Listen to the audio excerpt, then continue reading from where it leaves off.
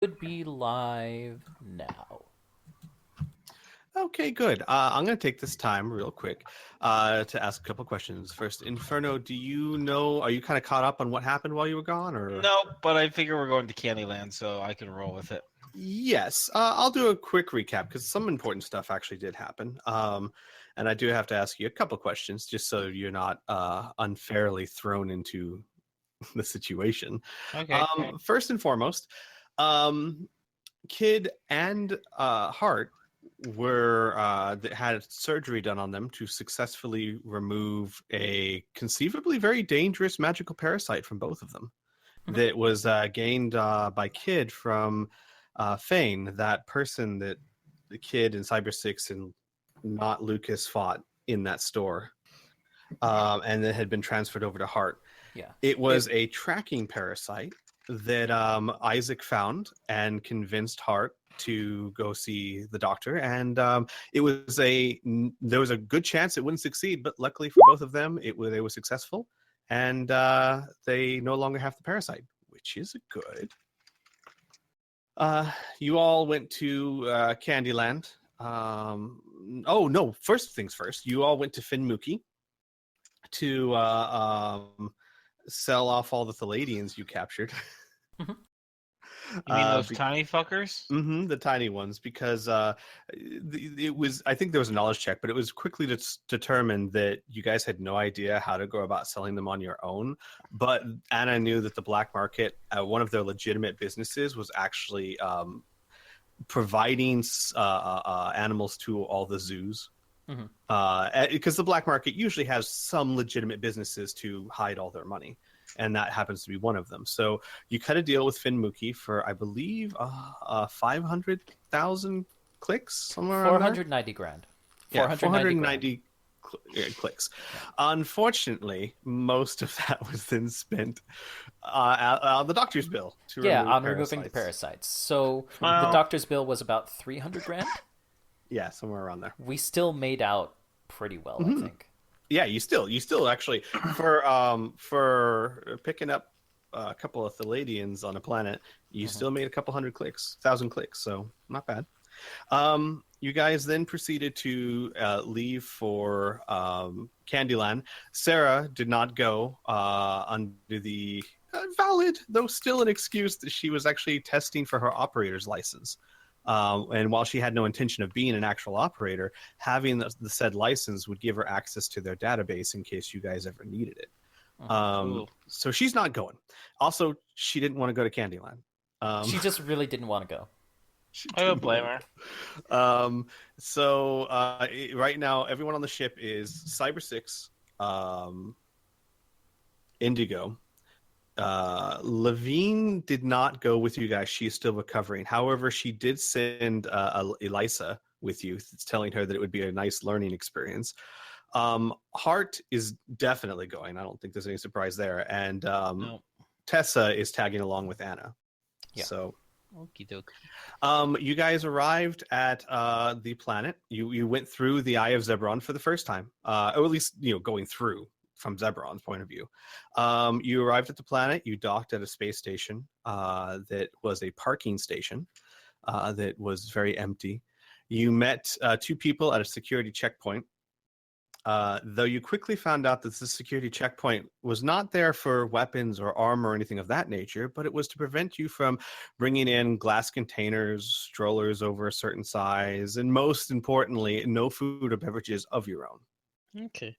Can I pause you for just a moment? Sure. Why are we going to Candyland? That's because I wanted to go. So that's the motivation of going to Candyland. We're not there to do anything or meet with someone or anything like that. We're just there because Lucas wants to go to Candyland. I mean, I'm fine with that. I just want to make sure when we get there. Yeah, there is no stated objective other than to experience Candyland. Okay. All right. Great. Wonderful. Please continue. So checking in strollers, heights, and glass containers, outside beverages. Yep. No food or drinks of your own. So when that was realized, most people went back and grabbed weapons and armor and all kinds of things like that. Okay. One thing to note: Kid for the first, Heart for the first time you've ever seen is actually wearing her power armor. She brought with her from Paw, but she's never used it. It's a suit of power armor that can actually transform into a one-wheeled motorcycle. I'm sure you've probably seen it before. It's on one of the Naruni.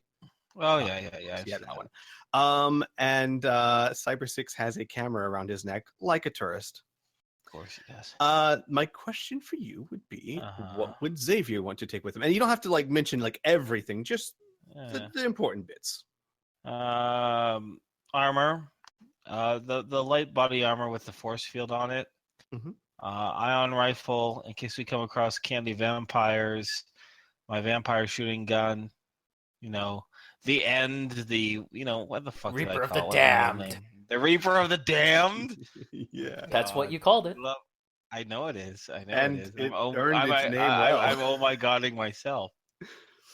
So ion pistol, because I have that super sweet optics package. Yeah, light combat armor with the integrated force field in it. Language translator because I don't speak Candy. Mirror, always notepads, and my holo computer.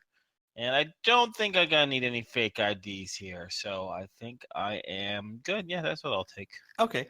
And everything else, if it's stuff that you usually carry on, all you guys, Yeah, I have a bunch of yeah, little tiny miscellaneous stuff. That's fine. We can work with that if it comes up. A pocket flashlight and a fucking canteen. I don't think I need to, and a pocket audio recorder. I'm sure I don't need to talk about that.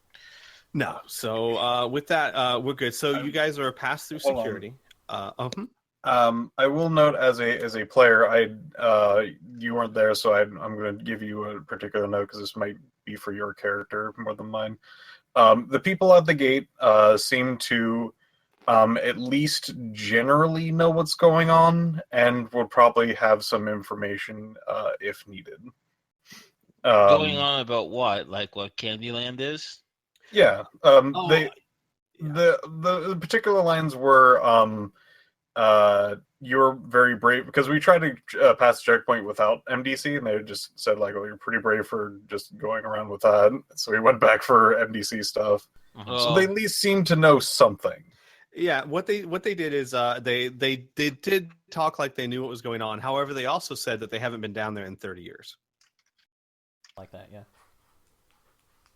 It's just those two people on the whole space station, and they've been stationed there working a shift at the security checkpoint for the past 30 years. But they did, as Lucas said, say, wow, you guys aren't taking any armor or weapons? That's really brave of you. We're very brave people. I have a couple of questions for you, Squee. Uh-huh. Because I don't think we even went over that. What is Tessa bringing as far as weapons? Can she fire weapons? No. Tessa has no skill in weapons. You guys haven't actually discussed with her too much what she can or can't do. She is bringing one of Anna's suits of body armor. Anna made that very clear. Okay. And as far as her combat capabilities go, you don't know. Your characters have never really... I mean, obviously, it's not been a very high topic of conversation. Okay. But she is not taking... she's taking just a normal plasma pistol with her. Okay, cool. What about the priest? Because I didn't realize that she was coming with. She has body armor? Yeah. No, she does not have body armor. She is wearing her golden robes, though she does assure you that she knows how to protect herself if needed. I'm going to insist that she wears body armor. And she will insist that priestesses of Seslios do not... No, not Seslios. Desna do not wear such things. Dearest, no. Why did I say Desna? That's a Pathfinder deity. I'm sorry. Yeah. Dearest. Sorry. Dees. That's a cool god. She would simply politely refuse and say that a priestess of Dearest does not wear such things, nor need such things. Or was it Seslios? But it's a learning experience. No, Seslios is dead. No. Seslios, god of trade. Yeah, Dearest is the one. Dearest goddess of storms. My God, Padam, so god of yeah. I'm reading in my notes now. I am a derp. You're right. Thank you. Okay. Good job. If she's confident, then we're all good. Notes don't help if you don't read them first. So yes, but anyway, she will say that the priestesses of Ceslios do not need such things, and she thinks she does so very bashfully because she is turning down the words of a wise one, though she is doing so for her beliefs. So That's fine. I just ask that her, and I will also ask that Tessa stand near Xavier behind Isaac. okay. And then so the last thing is when you guys are pushed through security, of course, Xavier, you have a chance to ask them anything that you would like if you would like to. You know what? I'm feeling reckless. I think I'm good, honestly. Okay. I'm willing to just dive in. With that, we can just say, in character wise, Xavier is just stupefied that A, something like this actually exists. B, why we're following Lucas into this place that actually exists. And C, he's looking out for money-making opportunities. I understand. Oh my gosh. Yeah. I should also point out, I almost forgotten, this is very important, what your characters know about the planet so far, what you've learned from what Sarah told you.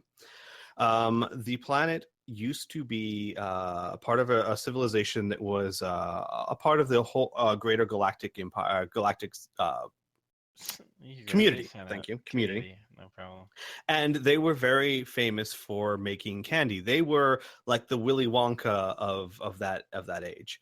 And because the demand for their candy was so high, they had actually devoted an entire planet to candy factories. So the entire planet was devoted to making candy. And they quickly turned this into a venture opportunity of making it kind of like Legoland or the M&M's theme park, where they turned it into an attraction as much as a place to make candy.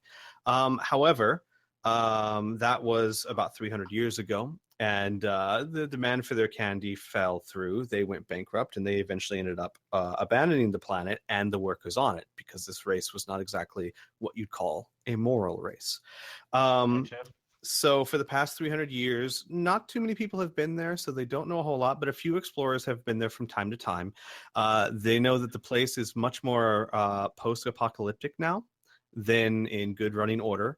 They also have noted that there seems to be a strange deformality in the food, the oxygen, the air, the something that over generations has caused a genetic shift to make everyone there slightly unhinged.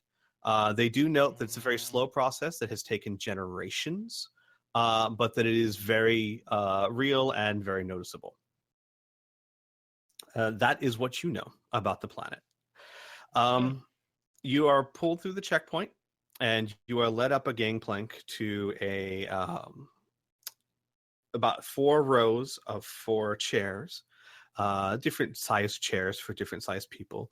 They ask you to sit down in said chairs, and they actually pull straps over you, just like if you were sitting in a roller coaster or something of that nature. They make sure that you're all strapped in, power, body armor, and all.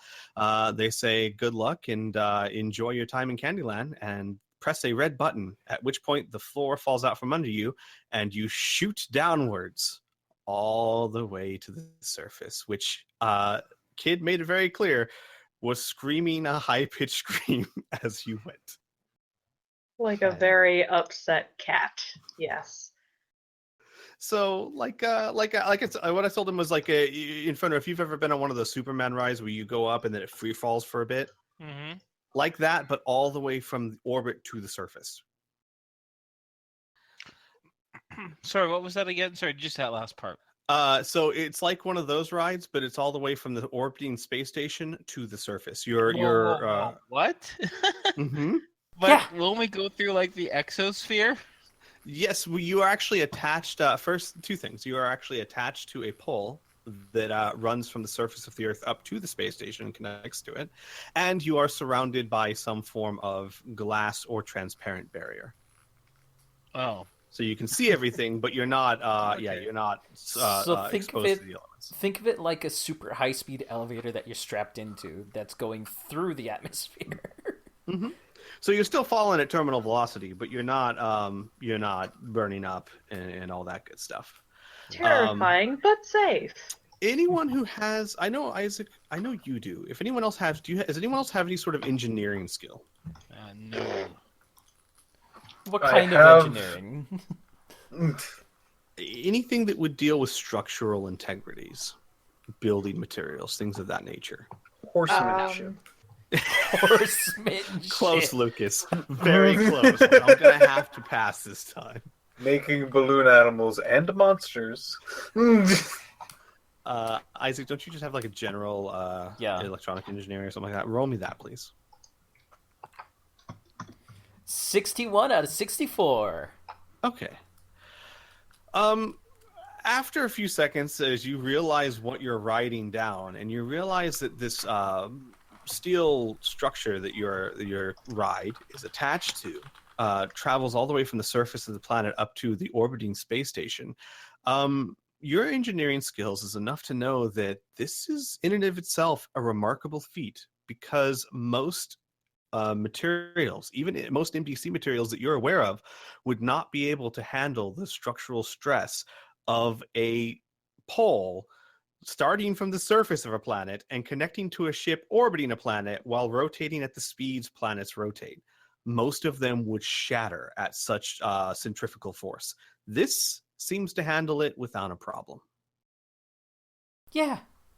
Yeah, that's crazy. And that's a real thing, because we tried it in the real world and we don't have a Mhm. strong enough material to do it. Mm-hmm. You sure don't. So it takes you about 4 minutes to go from the lower orbit of the station to the surface of the planet, during which time you notice that the sky around you gently goes from black to hazy to a bright orange. The atmosphere of the planet is orange. And you look down around you, and as you pass through it, you look up above you, and you notice that there are clouds in the sky that are pink. They look just like clouds, but they are literally the color of pink. And you know, because you pass right through some. You continue on traveling back through the clouds, and as you look down around the world around you, what you see is a very brown landscape. You see the terrain, the features. There's not really any mountains to speak of.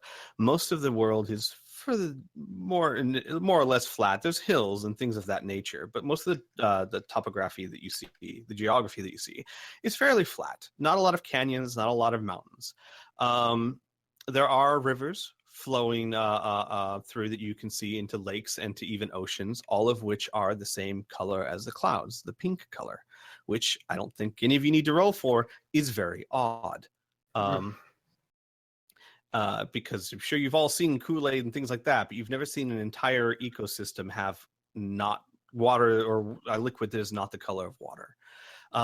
You also see below you several structures. It looks like this planet was at one time highly industrialized, highly populated. You see in the great distances, while you're still high up, there's different little meccas of buildings and what must be from since you can see them from such a great distance, large metroplexes. And right below you, you can see the same tall buildings. But they all, as you get closer, you can see they're all in very disrepair, a great state of disrepair. To save me some description, think the world of Fallout, that style of buildings, that level of neglect. Oh. As you get even closer to the ground, you start to notice that where you're starting to land looks like an amusement park of some kind, a very large one. You can see rides, roller coasters, and a giant Ferris wheel that is still slowly turning.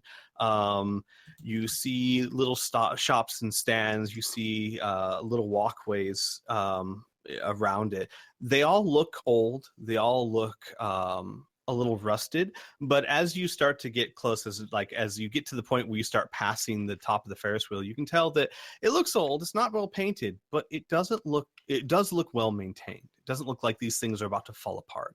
And you can see many people below you. The last thing that you notice as you approach the ground is what looks like maybe they used to be giant parking lots. However, if there was asphalt there at some point in time, most of it has been stripped apart, and now it's being used for some form of farming. You can see crops being grown from them, and you can see people in the fields working it. And with that, the ride starts to slow, and then it gently lands, and like it stops, and there's like a cushion of air, and then it settles. Yes, kid? Important question. You said that the one of the straps that came down was like a metal bar on like one of the roller coaster rides, that Correct. kind of thing. Mm-hmm. Is that mega damage? Yes, it is actually. That doesn't mean that you wouldn't hurt it though, if kid was grabbing hard enough. Because kid was gripping it pretty hard. I would say I'm not going to make you. Yeah, you know what? Let's go ahead. I'm not going to make you roll the strike because you're already grabbing it. Just roll 3d6 for me, please, just to give me a baseline idea.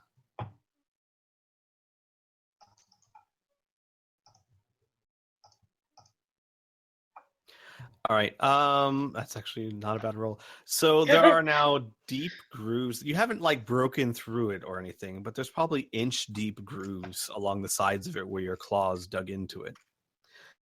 Also, you would note that as much as Kid screamed in frustration or anger or terror, whichever this was, it was terror. Heart was screaming in glee. She even like raised her hands up, which is weird in the bulky power armor. For about a minute or two, and then her voice kind of got burnt out. She stopped. So as you settle down, the bars that are holding all of you in just kind of pop up, and you're free. You don't see anyone in the immediate area there. You're kind of left alone in the bottom of this glass tube. You do see a door to your right that, obviously exits out and goes down some steps. And since it's a glass or transparent type tube, you can see that the steps lead down through a gate, and about 30 feet to your right, it stops at a stand with someone standing at the stand. But from this distance, it's hard to tell much more than that.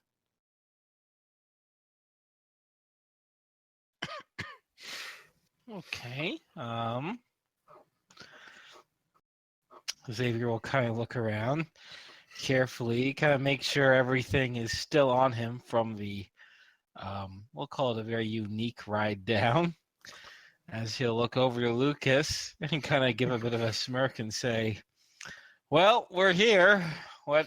And then he pauses for a moment like we've just literally arrived at an amusement park, and he'll say, what do you want to do first? You see Lucas in his particular bright yellow armor, looking like he's constantly like unpointing and pointing like up over his sides, like he's pointing at the sky over and over again. He then goes he starts gesturing like he's talking to you. And then he goes, he puts up like a finger, and then he taps something. I'm not even sure exactly how these suits work, but I'm assuming somewhere around his neck. And he goes, that was great! Oh, we gotta do that again. Want to do that again? Well, I was hoping something a little bit more different, rather than just going up and down for the entire day. That was kind of long. Yeah. So you kind of look around. Oh yeah, sorry. Go ahead, Lucas. What to do? Well, first we can't just sit around here. I agree. Straps himself. I was just gonna go find some candy, maybe some cool things. Gotta get something really impressive for that one.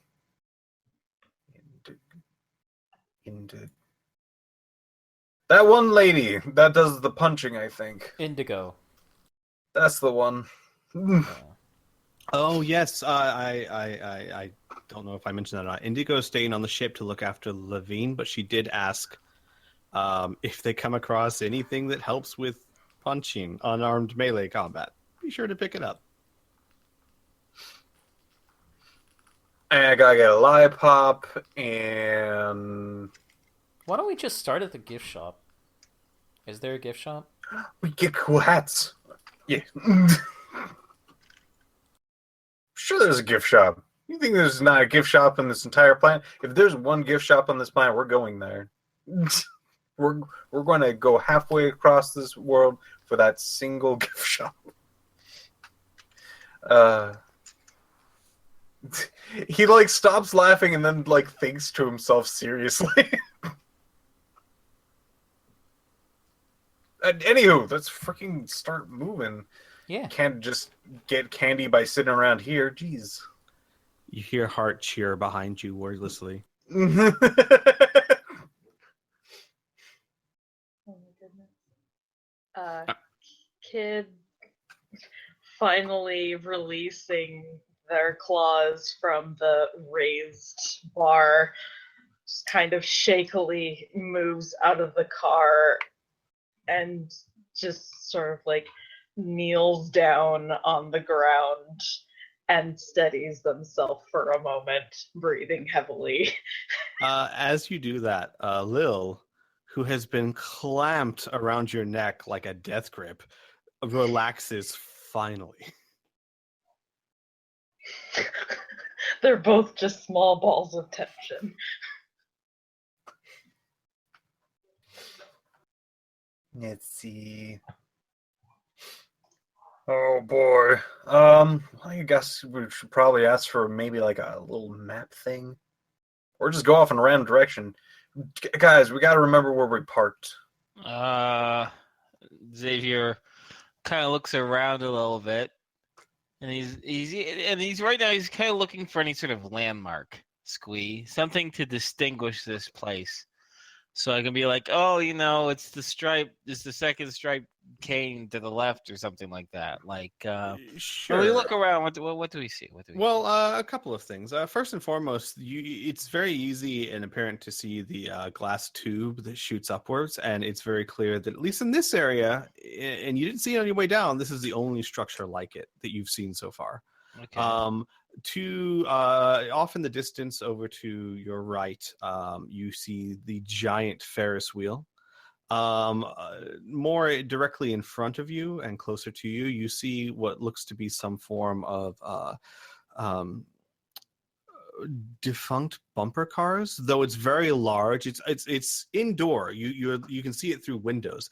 But it's the weirdest thing. They look kind of like bumper cars, but they're larger than normal, and you swear you can see beds in them.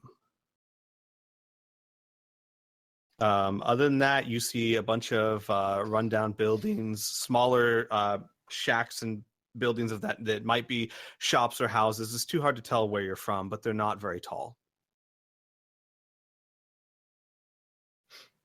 Oh, and I'm sorry. And one actually very important landmark you see off to the left is a giant dome. It looks like a humongous golf ball, kind of, or like the Epcot Center. It's very, very large. It's fully enclosed, and it looks like someone rested a ball that's at least 150 to 200 feet tall on the ground somewhere. And it just sits there with lights dancing around it. And you see on it in bright colors a neon sign that says Siglet Tournament. Siglet? Siglet. Yeah, it's spelled Okay. Siglet. Xavier will scratch his head while looking at that. He'll look around to everyone and he'll say, does anyone know what the hell a siglet is? Going to guess no out of character. Um, But I do have a specific skill to randomly know shit, Sure. which is Lore Galactic-Alien. Roll it, sir. I decide since I'm asking the question, I'm not going to roll that skill even though I have it too, because that would be weird. Does anyone know what a siglet is? Because I do. I do. Test. No one would know Just it. takes a couple seconds to realize. You succeeded by 1, correct? Yeah. Okay. You've heard of them, though you've never seen them. A siglet, you probably heard of this at some point, probably in Magic College. It's one of the few things you probably retained. Because it was interesting, hopefully. A siglet is a small animal that is heavier than you would expect it to be, and its claim to fame is it is extremely resistant to magical and psychic abilities. Not immune, but very resistant.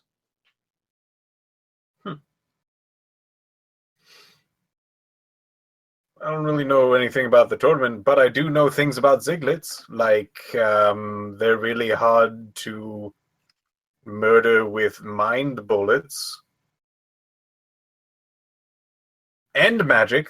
And magic. You do know that they are about the size of a cat. A little smaller, maybe. Think like a chihuahua. But that they weigh well over 100 pounds. You see heavy little buggers like, yee, big.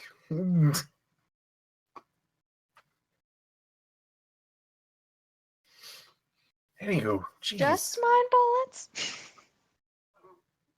Well, I'm sure other mind things like mind knives, mind cannonballs, mind dynamite. Mind spoons? Hart says hopefully. Even mind spoons.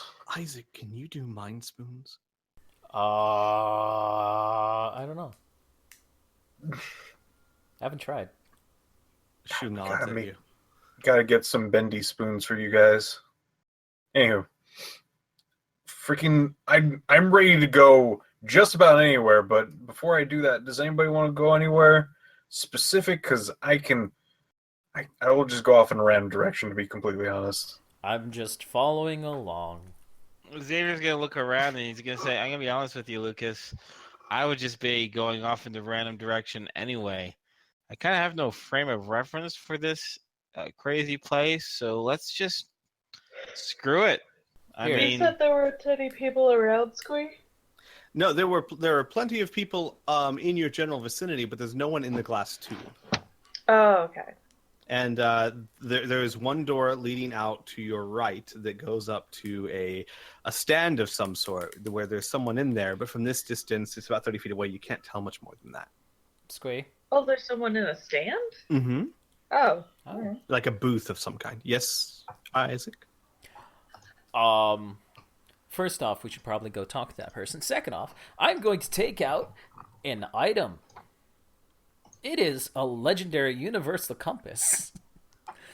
Oh, man. So I believe its ability was to always let you know north of any planet.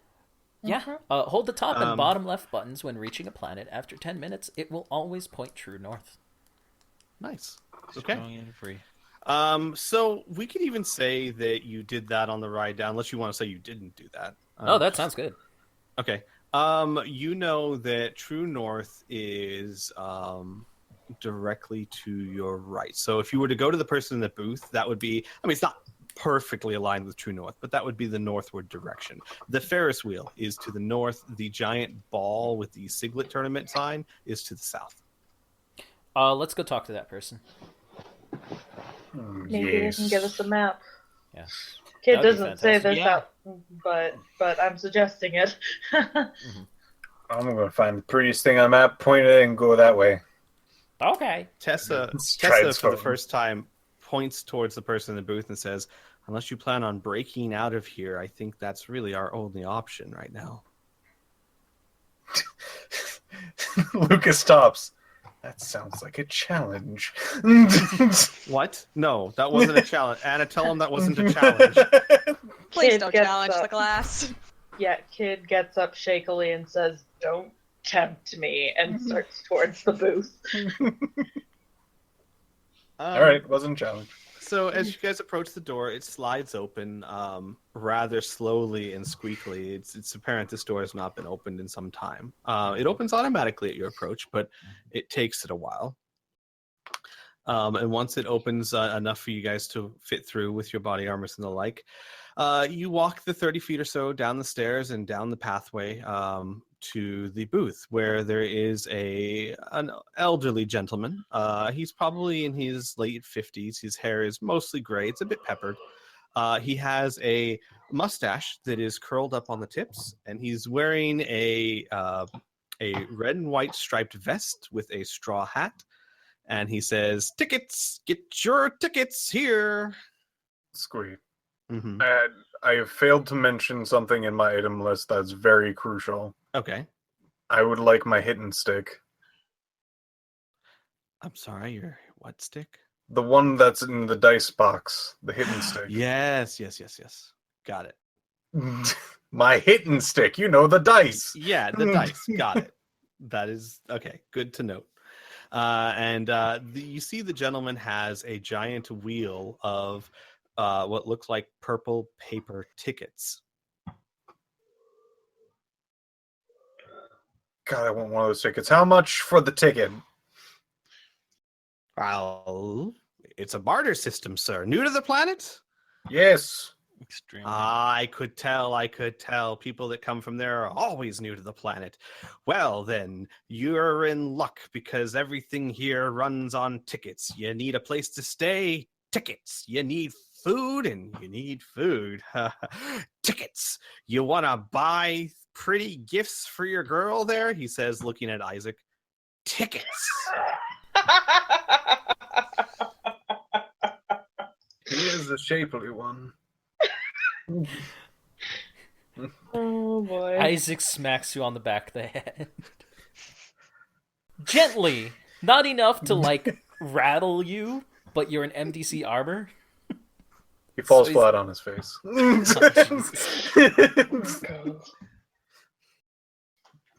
He says, so, new to the planet, we work on a barter system. We don't use whatever weird monies you brought in. We're interested in items, things for trade. Well, Xavier says, since we're such newbies here, why don't you give us a few examples of things that you've gotten in trade that you've really liked? Oh, good idea, sir. Good idea, sir. Step right up. Okay, Xavier says as he steps up, looking like worldly too. We'll say Anna. While the GM considers the question. Sure, yeah, I'll take your time. He Oh shit, I can't bring gum. Wait. Does gum count as food? no. Okay, no. Candy does not count as food. Oh, okay. Yeah, my so gum is- anything that's a hard candy or a gum-like substance doesn't count as food. Conversely, anything but anything like beveragey, soda, water, you would not be allowed to bring it in. Got it. Though they did offer you squirt bottles up there, even though they didn't allow liquids in. Crackers aren't allowed, kid. So he would put forth he'd dig in his pocket and he'd pull out a magical Lucas, you could tell from the moment you see it, it feels magical. A top, and he puts it on the table and he spins it, and it just spins and spins and spins. And he looks from the top to Xavier to the top to Xavier with this smile, like, huh?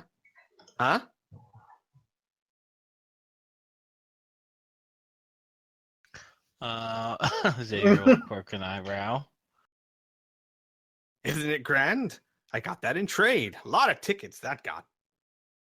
We love magical items. The more useful, the better. This one will spin forever, I think. I've not really tested it, but a long time. Super handy. He says, like looking at Xavier intently. Beyond that, any sort of weapons or interesting artifacts, anything new or fun, that'll go well.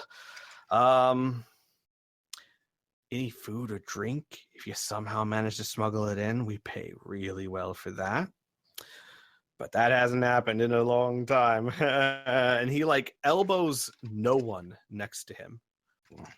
And he goes, "What you got? What you got? Tickets. Everyone needs tickets." Yes, kid. You have a plus sign. Kid just kind of looks around and then looks at him. Is there like a way past the booth without like going through it? Yeah, I mean, yeah, you could actually literally walk right past the booth through like an open gate. Okay, Kid's gonna say, I don't want any, and walk past. Suit yourself, stranger. Suit yourself, stranger. You'll be back in time. That is true. I mean, true. Who are you? Me? Yes. No, sir, that was the answer. My name. Me? Oh. Me? Meet you. You're you. He's you. As he points down to ACU. Okay, what did I start? He points down, he holds his hand down and shakes the hand of ACU. He says, "Pleasure to meet you. Many people just call me M for some reason. I don't understand, but you're welcome to, I suppose." No, I prefer me. Good, me too. Oh, I said it. ACU nods. In any case, sir, I'm willing to negotiate on almost any sort of bartering system. And if you don't have anything of value to barter, there are ways to earn tickets. Hard tickets earned for a hard day's labor, my mom always used to say to my brother.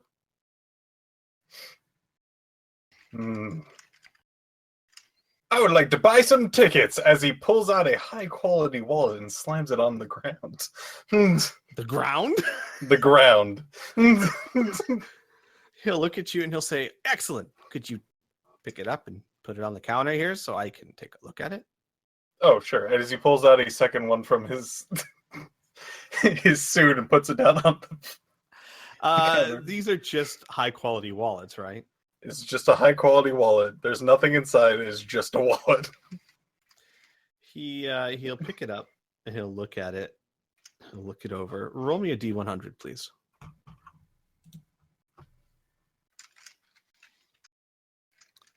Okay. He'll look it over and he'll say, "My gosh, what an interesting seed carrying case. Why, you could put all kinds of seeds in here and just slip it right down your shirt. That's very interesting. 15 tickets." Now, he could sell you this one, but as he then slips his hand into his suit, I guess, and pulls out a low-grade wallet and slips it onto the table. This is probably what you're looking for. It is of kid quality, bright colors, Velcro. God. God can't help you now. I know. Roll me another D100, please. His eyes sparkle. He says, "Now that's a seed carrying case." 30 tickets for that one. Sold. I know a man likes his high quality seed carrying cases. He nods. And he'll scoop both of them up and hand out 45 tickets. Anything else? Anything else?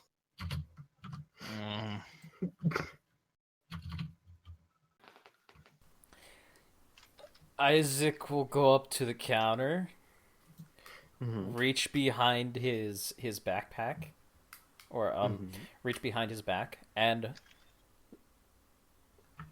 drop a pair of handcuffs on the table, on the counter. All right. Roll me a D100, please. Okay. Let's see how it goes. 67. He picks them up, examines them, looks at them, kind of squints his eyes, and he says, "Oh, I've seen these before. They're to keep your drinks together. The one goes around each cup. That way you never lose both of them at the same time. Interesting.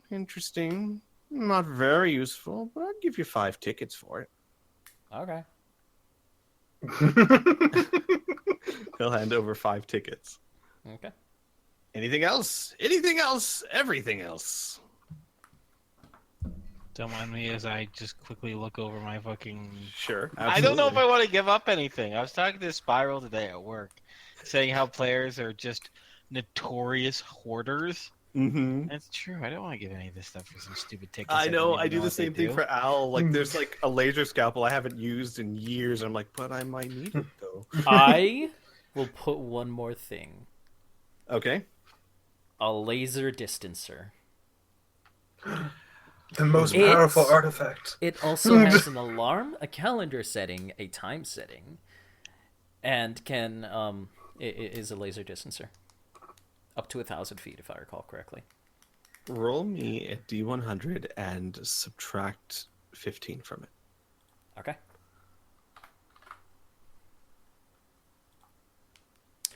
Oh my god.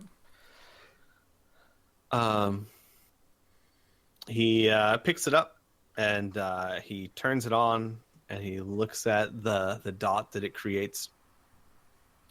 And he goes, well, I mean, I'd call it a functional flashlight, but only if you're trying to illuminate a very, very tiny room.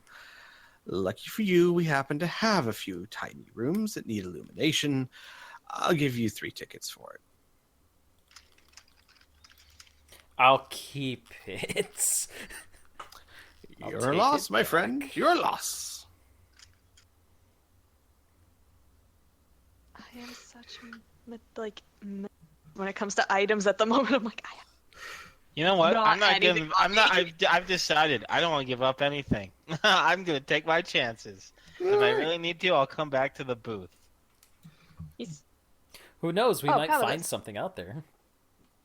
It's true. Though Lucas might actually have a way to obtain quite a bit because he's just riddled with stupid things. Well, and also he did mention that there's ways to earn tickets if you want Yep. to go that route. Yeah. Yep. Give me one. I like sec. selling your soul. Right. or selling Anna. Is that what you were trying to do? Maybe. No, don't sell Anna. What about Tessa? She's a butt. Fight I'm me. just kidding. Hart will go up there and place one thing on the counter. It is a small, looks almost like a dragonfly piece of mechanical equipment that slowly whirls and steps forward and kind of walks back and forth. And she says, "How many? How many?"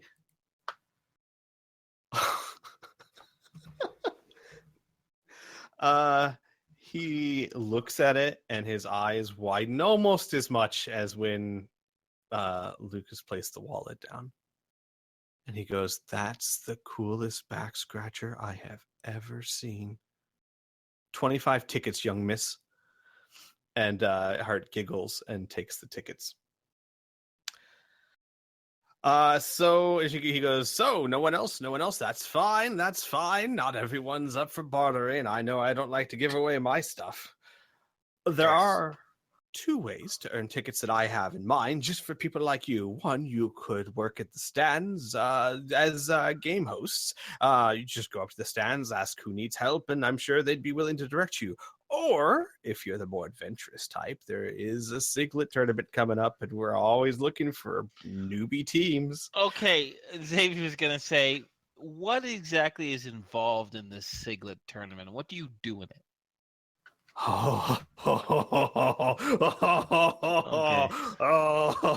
He points at Xavier. What? You're serious? Yes. Yes, Xavier says. Less laughing, more explaining. Oh, A Siglet tournament is the thing. It's our greatest jewel of entertainment. Two teams of 6 players face off in the arena, and well, the rules are fairly simple. You just have to take the Siglet and dump it into the opponent's goal. Any method is acceptable as long as it's not intended to be harmful or deadly, but getting a Siglet to the goal is anything but easy.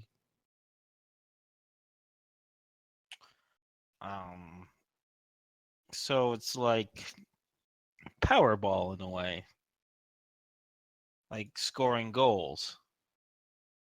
Yes. Something tells me there's more involved in this. If the ball was very cranky and almost immune to magic. But I'm sure you'd do great. What's the prize for this tournament?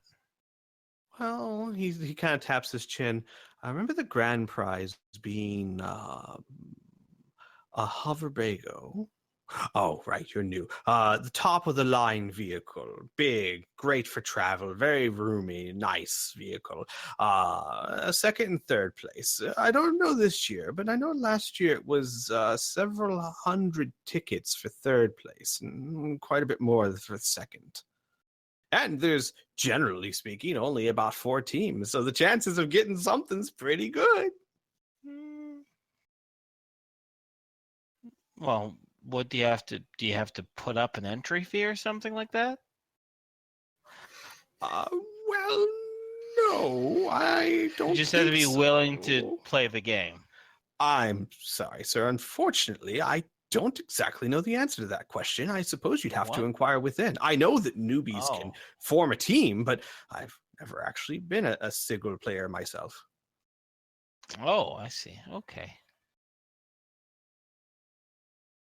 But you're welcome to inquire over there. I'm sure they'll have all the information you need. And if you need other directions, there's a directory right behind me. He points, and you see about 40 feet beyond the open gate is like one of those huge amusement park directories. Oh, yeah. And it says, that'll take you anywhere you need to go, sir. Okay. Xavier kind of looks at everybody. Kind of gives a shrug, and then he'll look over to Lucas and kind of give a what now or a lead on gesture with his hands. Maybe one and then the other. Well, if anybody else wants tickets, I can get you guys tickets. Real quick, Kid had a plus sign. Yeah, you said directory. Is that like one of those big stupid maps on the billboard? Yes. And then at each structure there is very big bold balloon letter names. Well, those mean jack and shit to Kid, but they're gonna try and memorize what the buildings look like at the very least. Okay. All right. So Lucas had just asked if anyone else wanted tickets. Xavier will shrug, and he'll say, I wouldn't mind a few. You never know. You might need some for an emergency.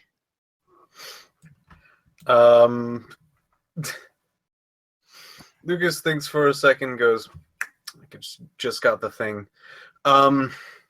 He then, slams his head down on the desk. Good sir, did you ever want to fly? I'm sorry, did you slam your head down on the desk? Hand. Okay, that's a very different picture. He looks at you and he says, well, define fly.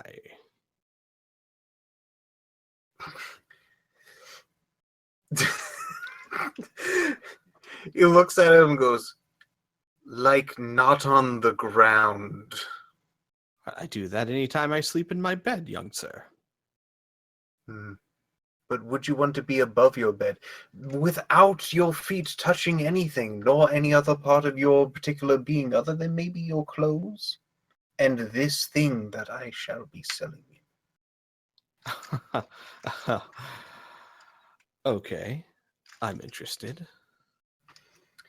Lucas slides out a pinwheel hat. His eyes grow wide. He says, "Where did you get that?" It has been with me since I was just a little lad. You've been here before? He stops and goes, maybe, but I'm almost positive no. You've never been here before. Can you do magic? Yes. He can do magic. Show me something. He like his eyes grow wide and he's very intent. And far more Lucas serious than you've seen so far. Lucas feigns cracking his fingers through his suit of armor and does his general magic incantation words and taps the finger on his particular counter and spawns up some candy. Oh God, Piph.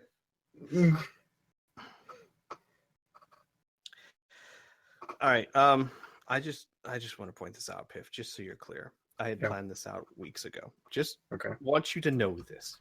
Okay. He looks wide and he starts screaming at the top of his lung, "The prophecy! The prophecy!" Oh no. Okay. So and I thought it fucking took course. to get us away from prophecies and destiny, but he's gonna take like a good solid 3 steps back the second he starts screaming. This is now Lucas's problem. And people start gathering, and he shouts loudly, "Yea, it be told that he, not of our people, but knowing the ways of our people, would deliver upon us candy we have never tasted." Oh Prophecy. God. And people, like dozens of people, gather, and they're murmuring and looking at Lucas with awe. And the guy at the counter holds forth his hand and says, "May I, prophet?" He stops. What is the hand gesture? Is it like a Like open, like to accept something, like palm up. He stops and thinks for a second. He goes, "Yes," and slowly picks up one of the candies and puts it in his hand. He takes it from his hand, pops it in his mouth, moves it around for a bit, and then yells in a loud voice, "It is true! The prophecy has been fulfilled!" And everyone kind of cheers. There's like 30 people at this point, and they go, "Yay!" And then they just kind of start wandering away and just kind of leave. And he goes, Bye. "That was a fun prophecy. Anyway, your hat, 15 tickets." What the fuck is going on? Xavier says very seriously to, let's say, Isaac. 15 for the. It's got a little spindly. It's a propeller. Sir, please don't try and use your fame. You were big. Okay. Now you're not. The prophecy's been fulfilled. Got it. But since I'm a good chap, 20 tickets. Keep in my hat. What? The prophecy's fulfilled. What do you want? I don't care about the prophecy. Guys trying to swindle me out of my swizzle hat. Mhm. This thing's got a propeller and everything. Least worth 1 billion tickets. So is there anything else with this gentleman, or are you guys moving on? Does he have any maps? No, but he points you to the directory. Okay. Then, yeah, I'm good. Oh, I also have a whole bunch. I mean, rare coming from the lands. As he throws one of the poppers at the table as it snaps. Mm-hmm. Oh, the popper thing. Yeah. And he looks at that. Roll me a D100, please. He looks at that and he says, "Please, sir." And he takes out one and throws it at the counter and it pops. Damn. 2 tickets for the bag. The bag. But I need that to hold all of these things. With the things, sir. The poppers. Oh. Looks at it. No. I would have to be at least 10 tickets to sell away my birthday gift. Was it my birthday? I think it was just a normal gift. He nods. I understand, but this is a business after all. Shit, he's right. All right. No tickets then. So with that, he'll tip his hat as you guys walk on. Are you guys headed towards the directory? Yes. Okay. So you get to the directory, and as I told Kid, it is a very intricately drawn and colorful map. Excuse me. That has all of the major features in your immediate vicinity. A couple of ones to note is the Bumper Car Hotel. It's that thing that you saw through the glass tube. It looks to be some sort of lodging of some kind. The giant Ferris wheel, which is called Ferris Wheel and Deal. It looks to be a small a collection of shops, though how it works, you're not entirely sure. The what's just marked as this the Siglet Arena, which is obviously to your south. And hang on. 22 different food stands. Would you like to know the names?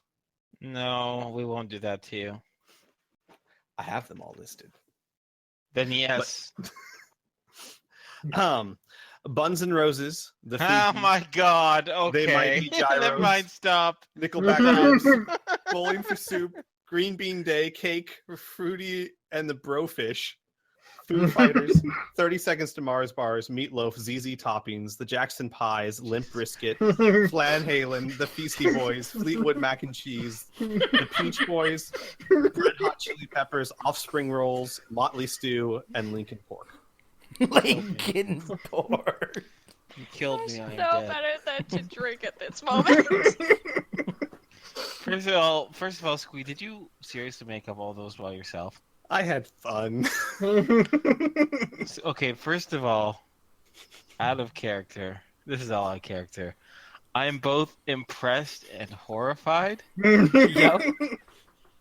I just My mind pulled up has a list. partially shut down. I pulled up a list of famous bands, and I was like, well, how can I turn this into food? You did your job.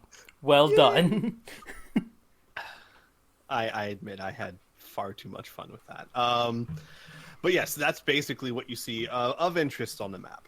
Everything else seems to be scratched out or not on the map. You do definitely see other structures, but from now that you're closer, you can clearly tell the other structures look like admin buildings or the like that seem to be more residential areas.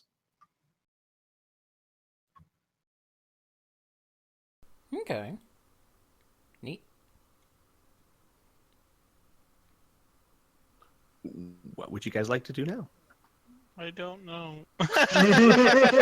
I personally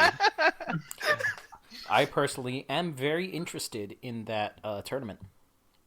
Same. Yeah, let's do that. Yeah. The reason why is because I'm really interested in getting first place and getting that hover home thing. Hover Bago. Yeah, hover Bago. So Winnebago, but hover. Because If it's just a hovering bagel. oh god. I hope it's not a hovering bagel. Come on, guys. That would be crazy. Yeah, I'm sure on Lucas planet could figure it crazy. out. But yeah, I think I it don't would- think Lucas can figure out anything unless it is all big, colorful buttons that have like persons' faces on it. I don't think he's gonna be able to figure this shit out. I honestly think it would be neat to have a vehicle like that around. Especially since if we're on this planet and if we can take it with us after. That would be nice. Yes.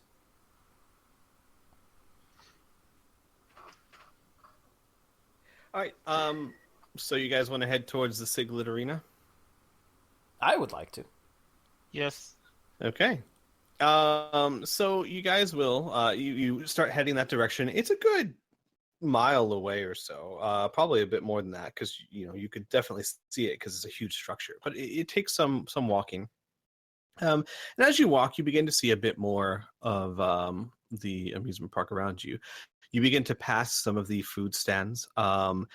It becomes clear that these food stands seem to be the only source of food for the people that live here. They all look very much like anyone who's been to an amusement park would guess. There's a large, I actually don't know what they're called, but the lines that are created by railings for lines, they all have those in front of them. I'm sure they have a name, but I've just never known what they are. But everyone understands what I'm saying. Those aisles, those lanes. Yeah. Yeah. Okay. All of those have lanes in them. Most of them are fairly empty, as people are actually working this time of day. It looks like where the sun is, it's probably early afternoon. You walk down the road, and the road is made out of some sort of red brick. It's fairly well maintained given the condition of the buildings around you. And you notice that in this area, at least, while the paint and the superficial parts of the buildings aren't very well maintained, they all look very structurally intact. It is clear that people are maintaining these structures as if they're permanent residents, or permanent places of residence. As you pass, a few people wave and say, "Oh, hey, you! Yeah, it's a good prophecy, man. It's a good one." And I'll just keep walking on. I don't think Lucas is ever going to leave here.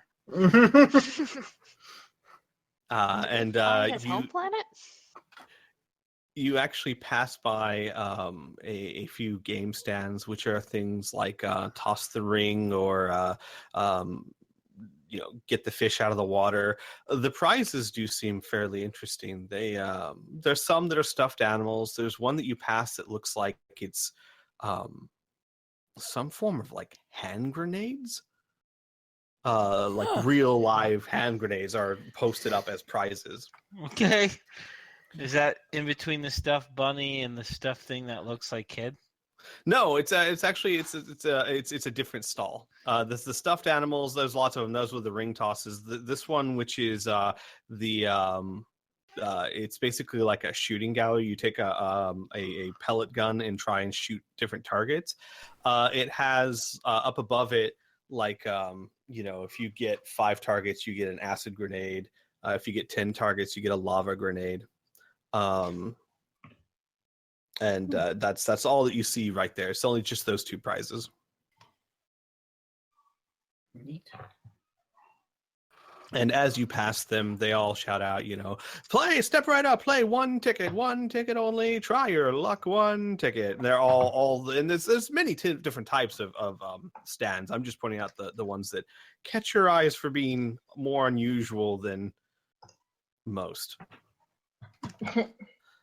And you can continue right on until you get towards the Siglet Arena, which by the time you get there, you realize this is definitely an arena. This thing is large enough to house like a not quite a football stadium, but close. It's definitely big enough to have a football field, maybe 2 in there, but probably doesn't seat the same number of people you're used to. But it's a very large complex and building. And as you approach the front doors, they open, and a young man, probably late teens, early 20s, with dirty brown hair, is kind of like thrown out through the door. He's wearing what looks like almost like bicycle clothing with pads on them, but it's very old and kind of holey. And he's kicked out. And he kind of lands in the ground with an oof, and you hear laughter behind him as these people walk out the door, which they are mostly men, but they're all wearing heart-shaped things and white and red kind of costumes, uniforms that are red and pink and white, and it looks like on the tops of the sleeves there's like whipped cream or some sort of cotton type cloud symbol on it, and on the shirts it says sugar daddies. And Oh God. and as they step to the side laughing at this kid, a very, very muscular woman walks out. And I mean like bodybuilder muscular. And she wears the same uniform, and she kind of crosses her arms and she says, "Looks like you ain't got no team no more, Freddy. You're a failure, just like your pops was. Get out of here." And they all laugh at him, and then they go back inside. And the kid, who's called Freddy, kind of stands up and brushes his pants off and kind of trying to hold back tears. And then he looks up and he sees all of you, and he goes, "Oh, sorry." Don't sweat it, kid. What's going on? Kid started to like brush past him as he said sorry, and then Xavier spoke, and they just sigh and turn around. He Well, it looks says, sad. he says, "Stupid sugar daddies. They wrecked my team. Erected how? They put him in the hospital. Oh I my can't God. prove it, but Oh, before the game, not during the game. no, I think they were afraid that. Well, the sugar daddies always win. Well, you don't want to hear my problems. I'm sorry, Mister. I'll get out of your way." First of all, Xavier says, name sugar daddies is a little weird and strange. So, second of all, I'm assuming they're playing up in this tournament. They're the reigning champions for 19 years. Okay. Well, Xavier kind of pauses for a little bit and kind of looks amongst everybody else. And he says, he might know something if we're going to play and these guys are the reigning champions. It wouldn't hurt to, I don't know, Yeah, take get this some guy out information. for a drink from him, something like that. So what do you say? And Xavier kind of looks at everybody in this kid. And he'll say, I mean, these guys hurt your team. Maybe there's something we can do about that. What? I mean, you'd help me? Sure. Listen, we were planning on entering this tournament anyway, so I mean, it's kind of a win-win situation for us, don't you think? You're Sigil players? Siglet players? He looks very hopeful. Yeah, well, soon to be Siglet players, yeah. We have a variety of skills, but to be honest with you, we haven't played Siglet before, but I mean, we're very quick learners. Oh. And his eyes kind of look down at the ground, and then, he kind of breathes and then goes, "Some hope's better than no hope, I guess. Yeah, I'll have that drink with you." Okie see, we kind of look around. Can we grab drink? Someone roll me a d20, please.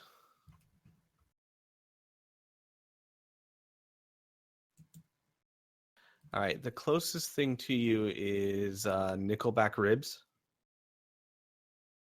It's literally right across the street. It's gonna kill me. I love it. Then you take him to Nickelback Ribs.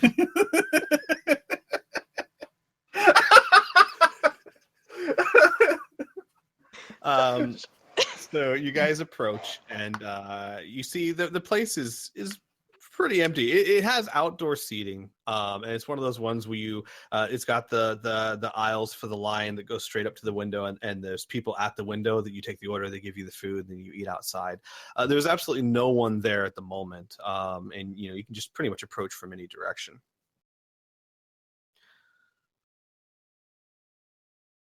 Looks like we're approaching. All right. So you walk up to the window, and there is a young girl. She looks like she's probably about 16. She's got her hair tied back in a tight bun. She's got bright red hair, and she's got freckles on her face. And she looks at you, and her jaw just drops open as you walk up to the window. And she stares at you, and she kind of closes her jaw matter-of-factly and points upwards. And you see up above her, there is a sign that says, "Please use designated entrance at all times." And then she points to the start of the line aisle. Okay. So to make things a bit shorter, so you guys have to make your way through the completely empty aisle and go right back up to the window where she says, "Hello, welcome to Nickelback Ribs. How can I help you?" We'll take Chad. Chad. We'll take a. Wait. I gotta do this. I can do this too. I'm creative. We'll take a Chad Kroger root beer and a. I don't know any of the other band names. And a unfunny hack margarita. I mean, unfunny. Never mind. I'm not gonna. Oh, I thought you were just taking a crack at me. No. You're funny. You're funny. Ouch. What? I wouldn't care. It's true. No. So basically a root beer and a margarita. Anyone else?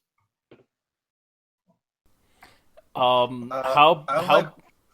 Sorry, go ahead. I would like a look at this baby back. Oh, damn it! I had one for that. Damn you, Piph. Can I have the sometimes you remind me of a good sandwich? I can't think of anyone. Oh man. I actually don't know a single Nickelback song. You're I lucky. can only think of 2 right now. And both of them were just you? Yeah. I don't know how to use animals. Let's do it this way, just so I can get a count. Who wants drinks and who wants food and drinks? Food and drink for me. Okay. I'll go Just with drink. just food, please. Okay.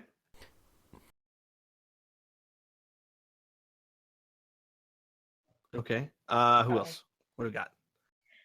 That's 3 people. What does it smell like from Oh, here? it smells good. It smells like barbecue.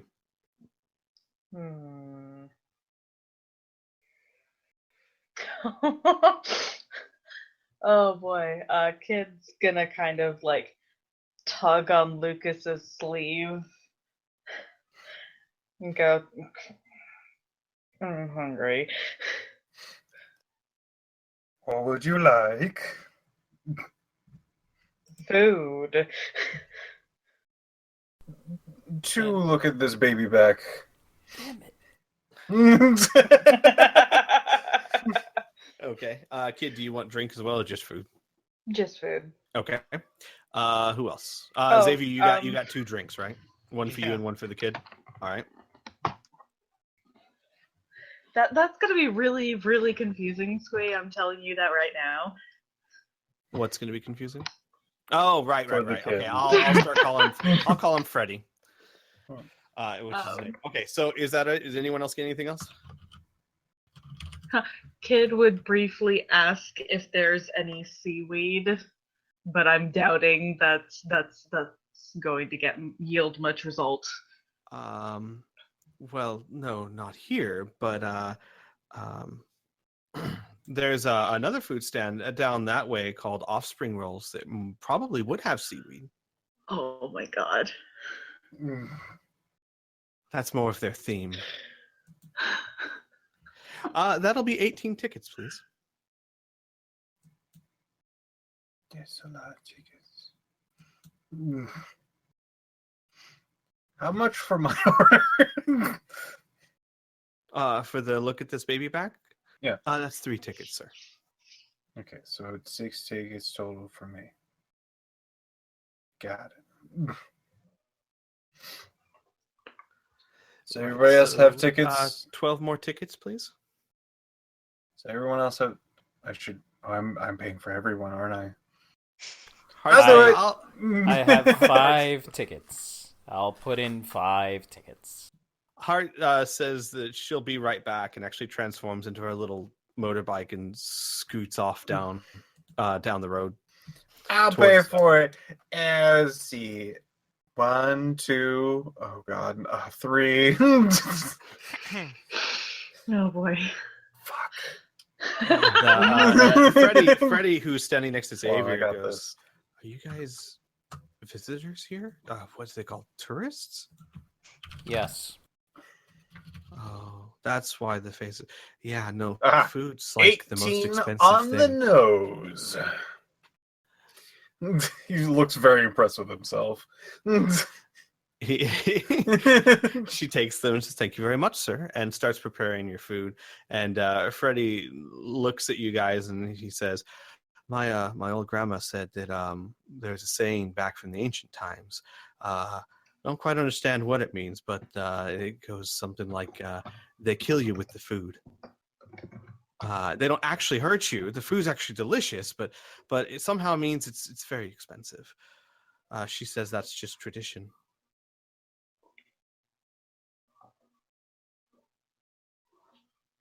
And it only takes about 5 minutes because there's no one else in line at the moment. You get your look at this baby back ribs, which actually are very similar to what you think of barbecued pork ribs. They're from a different type of animal called a nickel. And they do smell very appetizing. Everyone else gets the drinks that they ordered. Of course, the root beer and the margarita. And as you guys sit down, Freddy takes his root beer and nods very gratefully. He's still trying to, kind of dry his cheeks. And about a minute later, Hart comes rolling back up with, and when she comes back out of her wheel vehicle shape, she's holding a bag of spring rolls and a small container of seafood, which she places on the table in front of Kid, and then goes and sits down, but like stares at Kid when she sits down, like, is Kid gonna take it? That kind of look. Seafood or seaweed? Seaweed. My apologies. Okay, I was going to Looks say like those are a two side very of important seaweed. distinctions. No, it looks like a side of seaweed, and it's the dry, crispy type that's in squares. Yeah. Fresh out of the water. No. So as you all sit down and begin munching on your food, you find out that it is high quality food, give or take. I mean, all things taken for granted. It is not bad at tasting at all.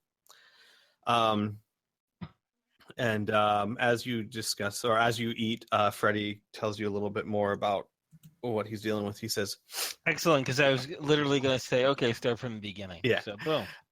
Freddy says, my dad, he raised us. Mom died with the last kid, and there were 5 of us children, so Dad raised us by himself and worked hard for us and spent all his tickets to keep us clothed and fed. And every year he would save up tickets and we would go to the Siglet tournaments because he was a huge fan.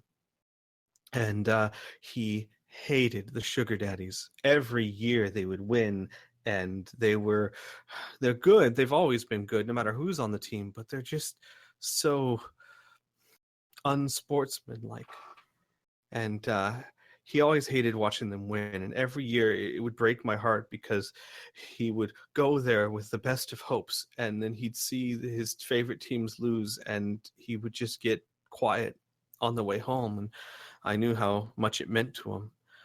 Well, I promised myself that I would become a Siglet player, and I would be on the team that beat them for Dad as a way to say thank you for everything he did, but Dad's got cancer, and he's not going to make it much more. So I had one shot. And I put together a team, and we trained for a long time, and we thought we were ready. And the sugar daddies jumped us last night. Put my team in the hospital. So now I don't have a shot in hell of winning.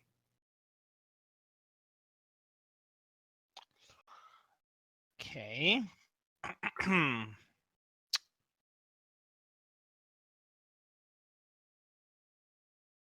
All right, out of character, guys. Do Right. we want to be his new team? Well, Lou's going to do that anyway because he doesn't know poop about the game, and having a small boy as his trainer was his life dream. My God. I don't even. He's like 20. Yeah, I was gonna say, how long is a long time for them to train? Like a week? A month? 2 years. I figured. Yeah. Well, I wouldn't mind. We do have another option. And that is to find out how badly damaged his team is and maybe see if Isaac can help them. But they probably have some magical people at the hospital, so that's probably not a thing. I think our time would better be spent just learning to play the game and then kicking everyone's ass. Yeah. That's just my opinion. I like how you phrased it. Better spent. Yes. This is the most fruitful option. Yes. Also, I'd like everyone to know that Kid is eating very noisily and is currently crunching on the bones as well as the meat for their nickel baby back ribs. Lucas slides his meatless bones over. Kid eats them as well. There's audible crunching. Almost chokes on one piece, has to hit her chest a few times. Oh, no, I think I've mentioned before, they've got teeth like a hyena. Yeah. That munches through just about anything. That is part of their diet. I was going to say, how about the bathroom wall? Look, man, that was claws, not teeth, okay? Okay? Mm-hmm. So shush. I don't know anything about that. Yeah, Kid denies everything about that. All right, Anna, what do you think? He gave the sap story. It hurts to say no now.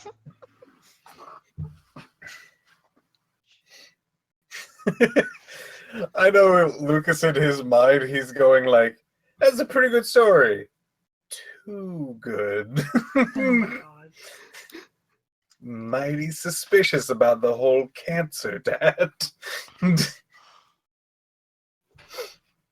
this is only in his mind. Real quick, you said that it was Eliza that's with us? Elisa, yeah. Mm-hmm. What are her and Cyber? Well, I'm just picturing Cyber Six like randomly snapping You are photos. absolutely right. He's not even sitting with you right now. He's like 10 feet away, just snapping pictures of the giant Ferris wheel in the distance. Lovely. I'm sure they're beautiful. What does Eliza think? Is she heartwarmed by his story? She would actually sit down next to him and put her arm around him comfortingly. And she would actually for the first time, and she always keeps her golden robes like as a shawl around her dark face. She would actually like put them down, and you'll notice that she has very well kept like dreadlocks. And they kind of, because you don't see him very often, she almost always keeps her shawl up, but she'll put her shawl down and she'll put an arm around his shoulders and give him a squeeze. But she says nothing.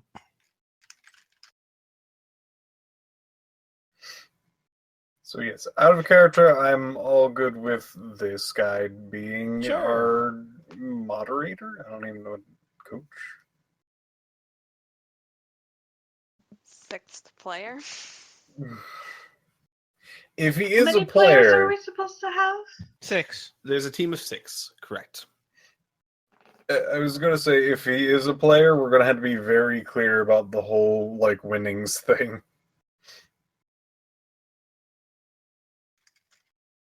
Oh, okay, yeah, I see what you mean now. That we get the winnings, not him. Well, I'm not gonna say anything yet until you guys go back in character. Right.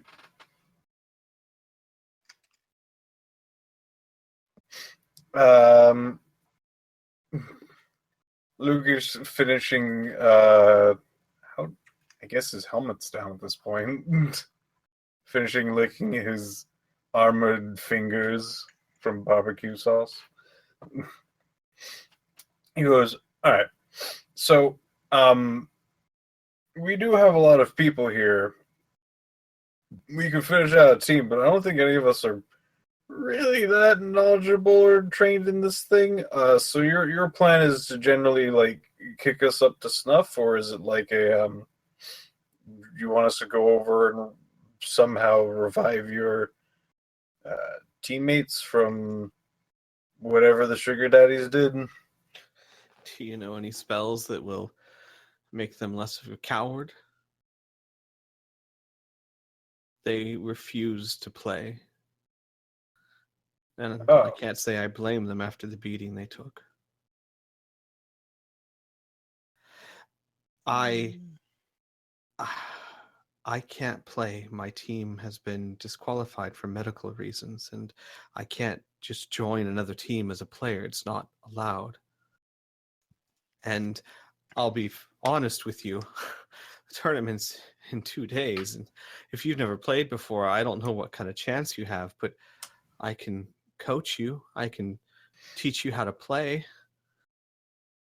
And, you know, a shot in the dark's better than no shot, right? Maybe Backsmack will be with us. Oh boy. Lucas like nods for a second and then like stops. Like raises up his head. Yeah. Good old Backsmack. How do we get to that training, kiddo? After that list, Anna will take out the sugar daddy. Say what? I'm sorry, say that one more time. Anna will she'll lick mumble- out the sugar daddies? Oh no. She mumbles She under her joins breath. them. We can take out the sugar daddy. Okay. Oh, do to them what they did to his team. Yes. Sure. He looks horrified. He says, "What? But that's cheating." That is true. That is cheating. As well as that won't get us first prize. I'll just get them kicked out or run or whatever. Okay. I'm willing to help you enter and learn how to play, but what I want from my father is to see them lose, not disqualified.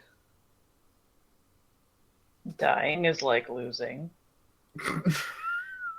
He looks at Kid and he says, yes, but that also disqualifies you. Rule number 1, killing people disqualifies you.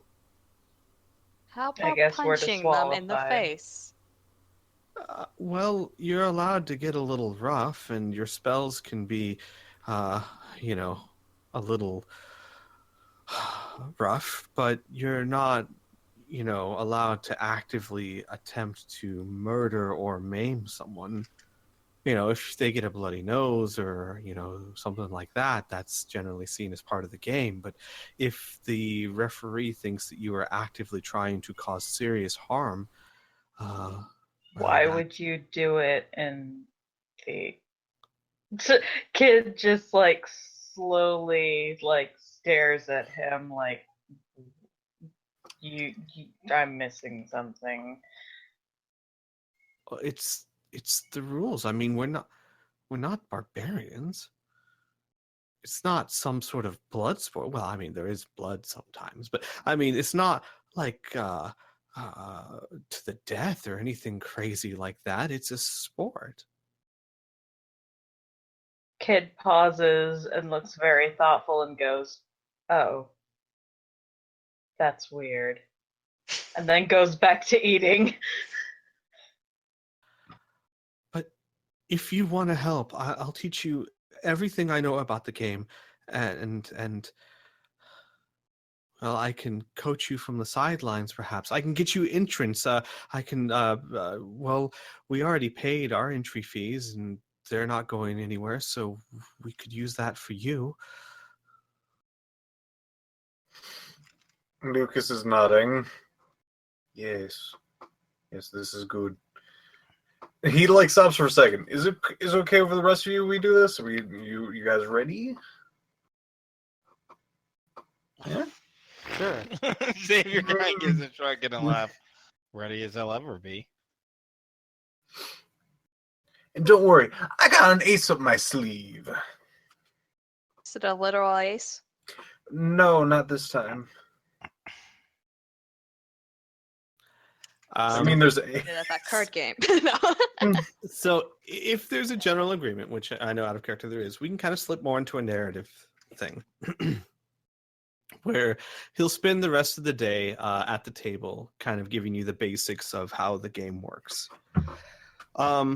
He will tell you that most of the people who play the game either are magic users, psychics, or have some form of augmentation, either through mechanical means, power armor, things like that. However, there are every team is granted 3 boons before the match starts, and the boons consist of a hover bike, I'm losing my train of thought here. It's like an item, an artifact, a magical artifact that can be used by anyone that creates a protective bubble around you for 30 seconds and 30 seconds only. And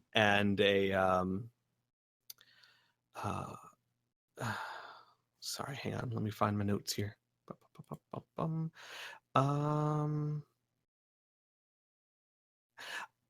Oh yes, and a movable turret gun that launches nets.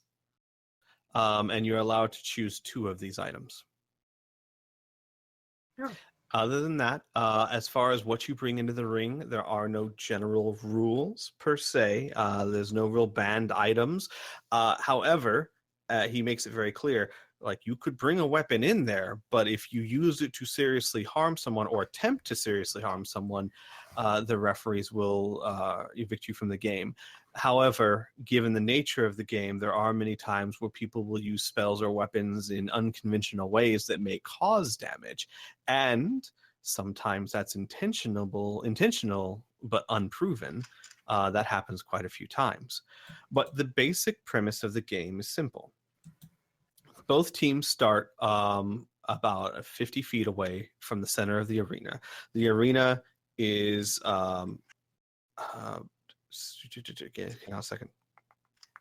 About 900 feet across, from end to end.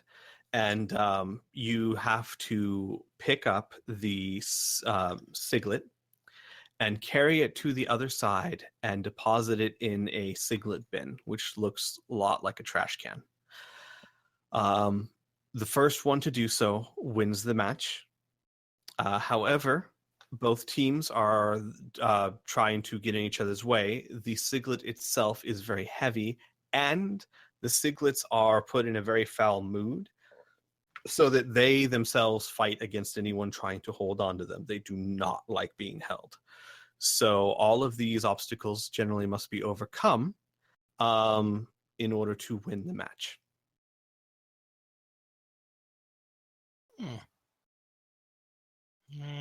The match does not have a time limit of sorts. It will go on until one team or the other team wins. It's happened where matches have lasted until like everyone's exhausted and someone finally walks up and puts it in there.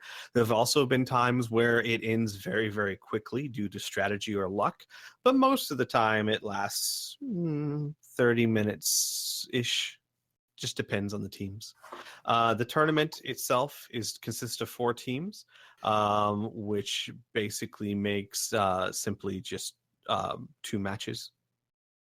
So, and that's only because there's just the population here is in the hundreds. So there's 4 teams, which means if you were to enter, you'd be one of the 4, which means that there's technically 3 matches. There is the 2 teams face off, the losers face off against each other, and then the winners face off against each other. And then you got first, second, third prize. Only last place does not get anything. Yes, kid. You said that it only takes scoring once to win, correct? Correct. All right. That's all I needed to know. He will point out the siglet is incredibly resistant to any forms of magic or psionics directed towards it or used upon it.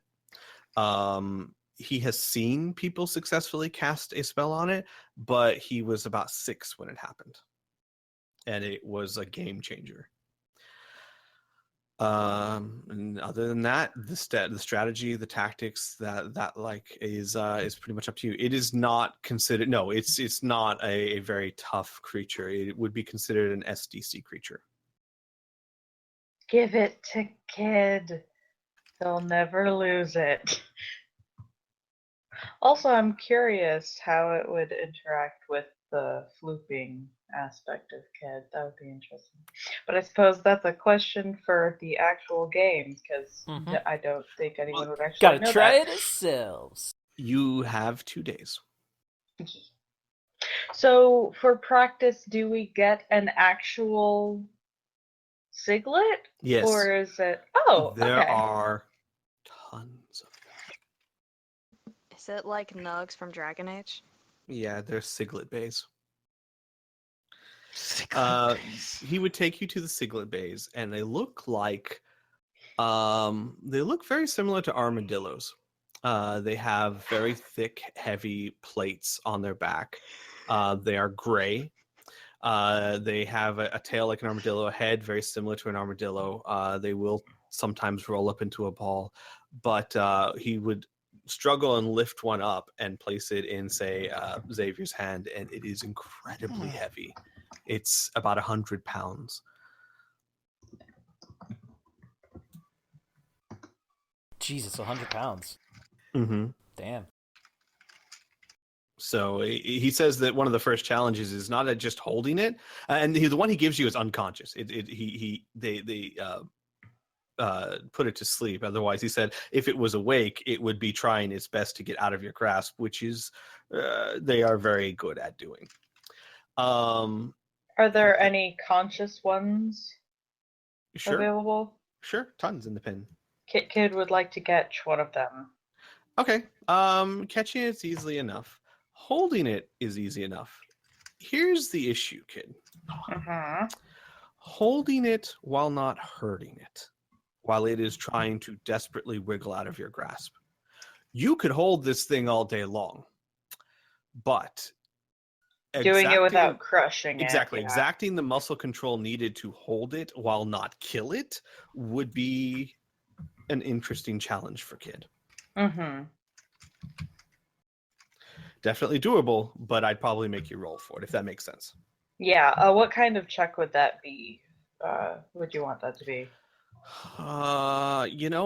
It's weird. I'm not going to say strength because the strength isn't in question here. I'd probably say physical prowess.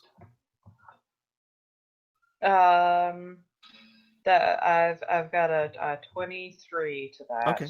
So what would happen is it'd be an opposed check. Mm-hmm. So it would be your physical prowess versus its physical prowess. And if you succeed, you hold on to it for for that action, and then it would try and break out of your grip every action that it has.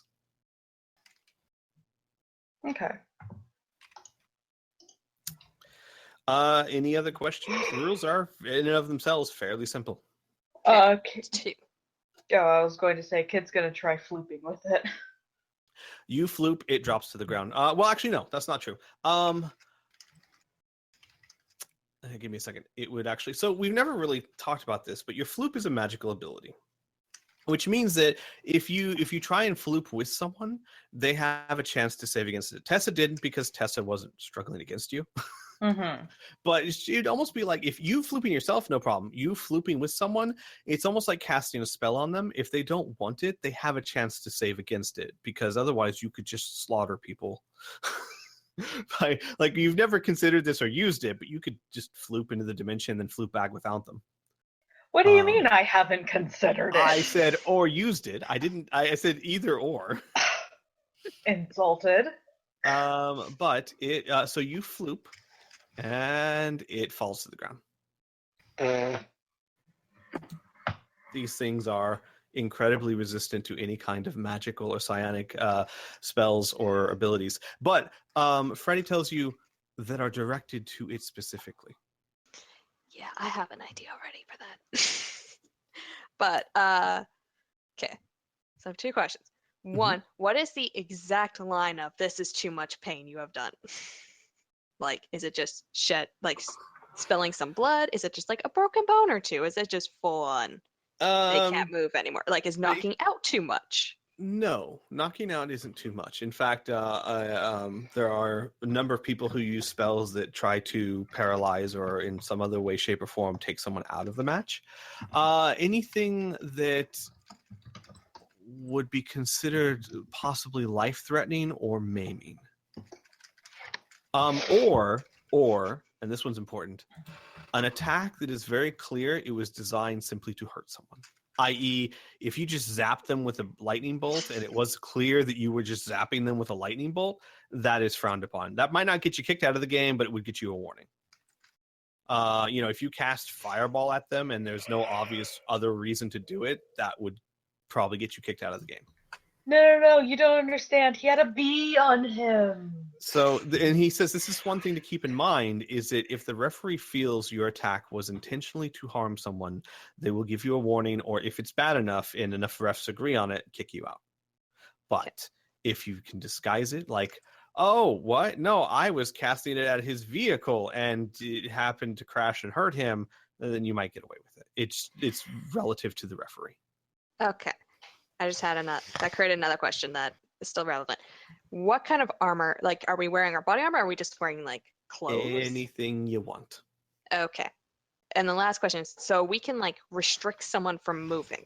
Yep. You can attempt to.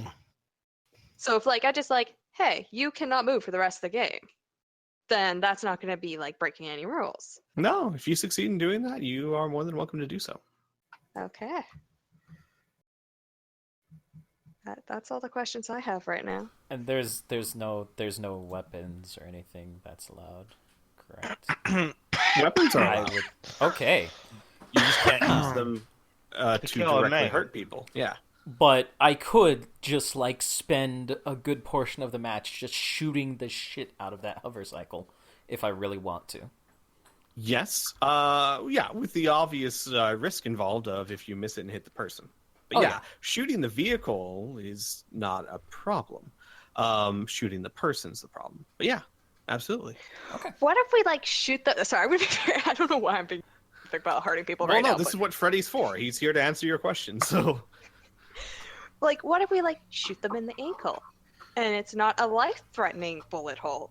it was an attack directly designed to harm them, so it would not be allowed. What if we just trip them? That is allowable. Imagine this. If you are trying to create an attack that has a chance of doing serious harm to them, and shooting someone in an ankle can seriously harm someone, make them go to a hospital, it won't be allowed. But if you just like body check someone or deck them, that's probably no one's going to think twice about it. So, like, Perfect. think of modern day like hockey or football. Yeah. Or Yes, rugby, exactly. Contact essentially. Exactly. Basically any contact sport. Even to a level of boxing, you can probably deck someone, and they're not going to mind. But yes, anything that could seriously maim or harm them for extended period of time. Okay, stand for your time. Got it. Also, anything that, well, he says this one's a little tricky. Technically, the rules state anything that simply causes agonizing pain is outlawed. However, historically, it has been tricky for referees to enforce that rule because how do you prove it? So Yeah, he does because, put you that out know, there. they could just lightly tap you and then, like any good footballer in Exactly. Europe, I was just gonna start say. going fucking nuts. Oh, Exactly. God, he broke my He says- knee. He says that they have trouble enforcing the rule because they don't know who's faking it and who's not. Anyways, should we get into this? Because we have an hour left. Like, just jump into the match? Well, Well, we could do this. or do setup or something like that. I don't know. Yeah, it's up to you guys. You can jump straight into the match. You can kind of go explore a few other places and then start the match at the beginning of the next session. I'll put that in your shoes. I have no idea how long a match could take because could last a long time, could last 5 minutes. I don't know. Right. I don't know about you guys, but I'm pretty good to go. Yeah, let's do it. Yeah. You, Okay, then here's what must be decided. Who's playing? What I would like to. Mm-hmm. I would.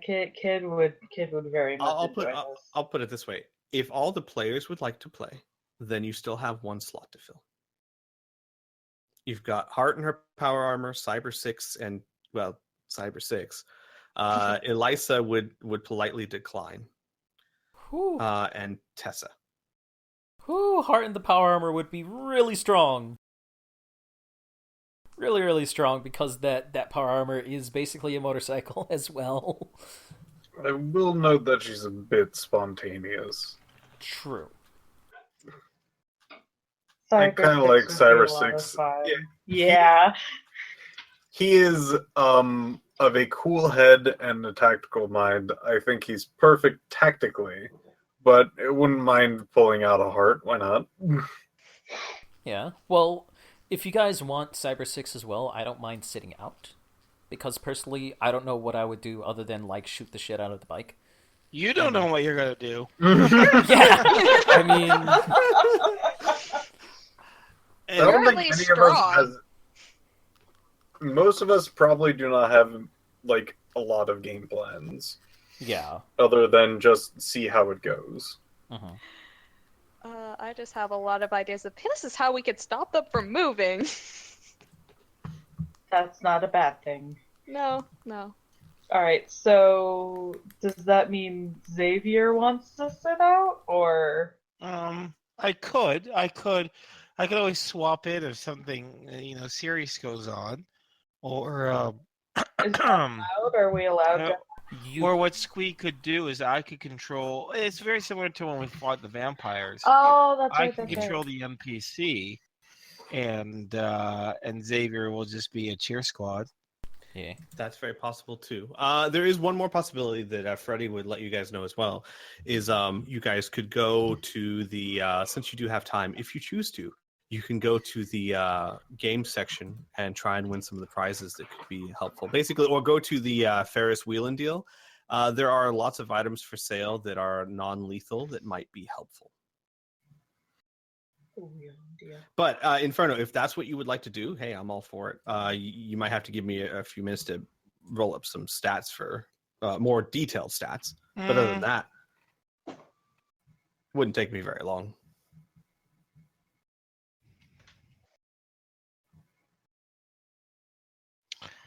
Rah.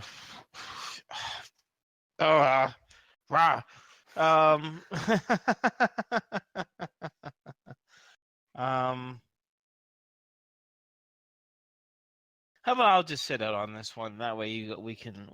I mean, we're having a Han here. We're losing time, so yeah, I'll sit out for the fight for the first round.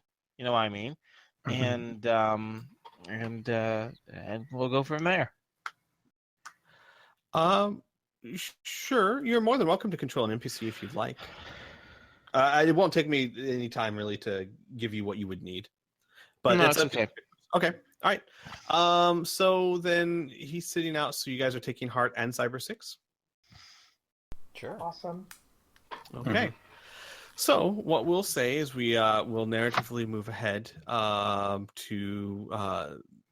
the day of the match. However, I do need to point out, over the course of the next 2 days, since you are registered arena fighters and you're here for the tournament, you are given free room and board for those 2 days, which saves you a lot of tickets. You're allowed to eat at any of the restaurants, and you can stay for free at the Bumper Car Hotel, which turns out to be a very large bumper car arena where it's like a communal sleeping space where each bumper car has been made into a very comfy bed. And the bumper cars they look like they were just turned off one day and left wherever they were. So there's no rhyme or reason to them. They're just everywhere, facing every different direction. And you can sleep there. On the second night, around 3 a.m. In the morning, the lights kick on and the cars start bumping into each other, which probably pisses quite a few people off. The staff apologizes and said that it is a random glitch in the system. But other than that, your days are fairly peaceful. The day of the tournament, you arrive at the arena and you can already hear hundreds of people up above you cheering. And yes, Lucas. I wanted to make sure that I got this in before the match started and all this other stuff. During the 2 days, Lucas is going to be switching out his spells for his spell batteries. Okay. Sure. Specifically, he's going to fill one of them with banana pies. Got it. When you get there, you will see Freddy in the locker room waiting for you, and sitting next to him is a rather old and frail gentleman. He's got long gray hair. His body looks very much like it's wasting away. He's connected to an IV, and Freddy explains that this is his father, Freddy Sr. And Freddy Sr. stands up, and he looks at all of you, and he says, "My boy's got the foolish notion that he wants to win for me. It's sweet, but I appreciate what you're doing for him. It means a lot to me."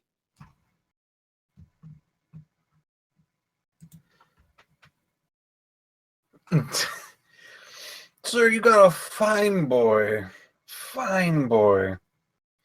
We'll try our hardest to do what he thinks is right for you. And you know what? I think he's helped us along our journey as well, so definitely no harm done.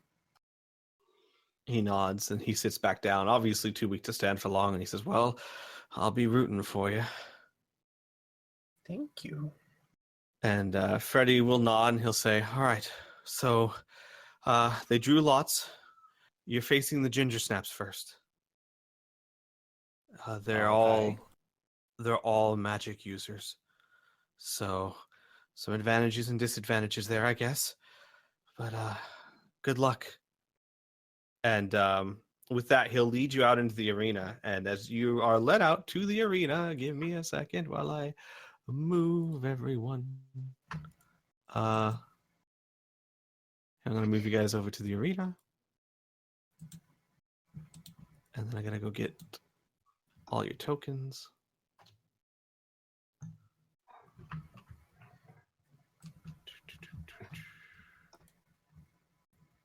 I recognize this arena. What? Actually, yeah, I super recognize this arena. Oh shit, so do I. I mean, I haven't played in it, but boy howdy, you guys did some interesting stuff in there. Yeah, I'm reusing an asset. So. It's okay. Sweet. How much do I get? Yeah, the lawsuit's in the mail. That's all right. I spend all my time and effort making something else on this planet for you guys. Good. Give me one more second. That's 1, 2, 3, 4. I'm missing Kid. No, where's Kid? Oh god, I think Kid fell off the map. Yeah, I think Kid fell off the map. Anyway, so as I say this, he leads you out onto the field. And you can see the hundreds of people cheering around you. And in the mega speakers, there is the same guy who was at the ticket booth that day.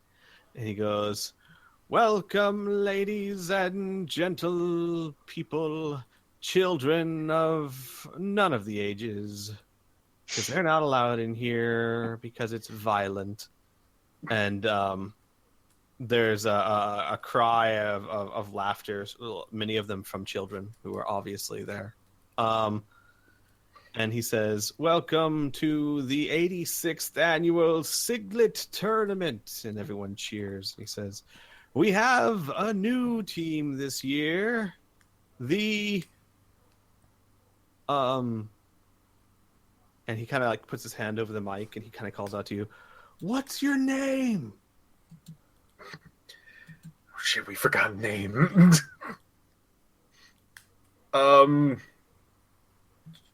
The Profiteers. Oh, God.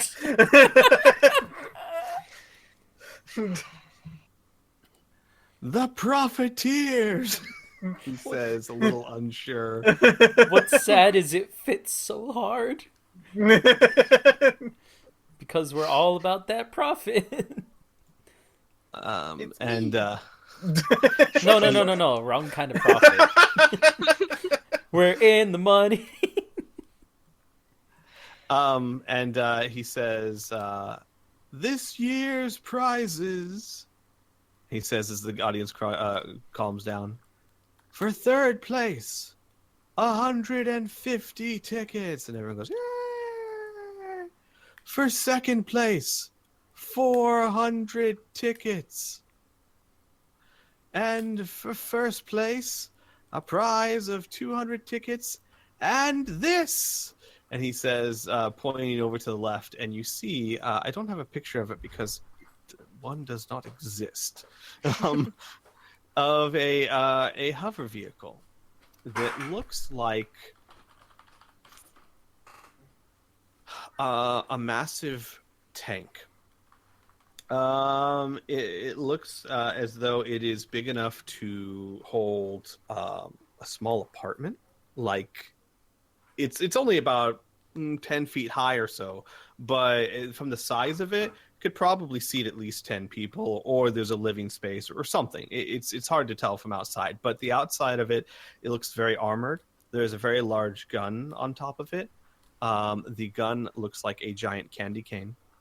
The hover engines themselves look not just look painted, but designed to look like candy corn.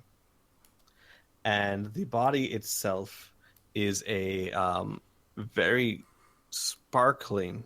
Basically, it's a bubblegum pink with blue pieces of what look almost like mint sparkling on it.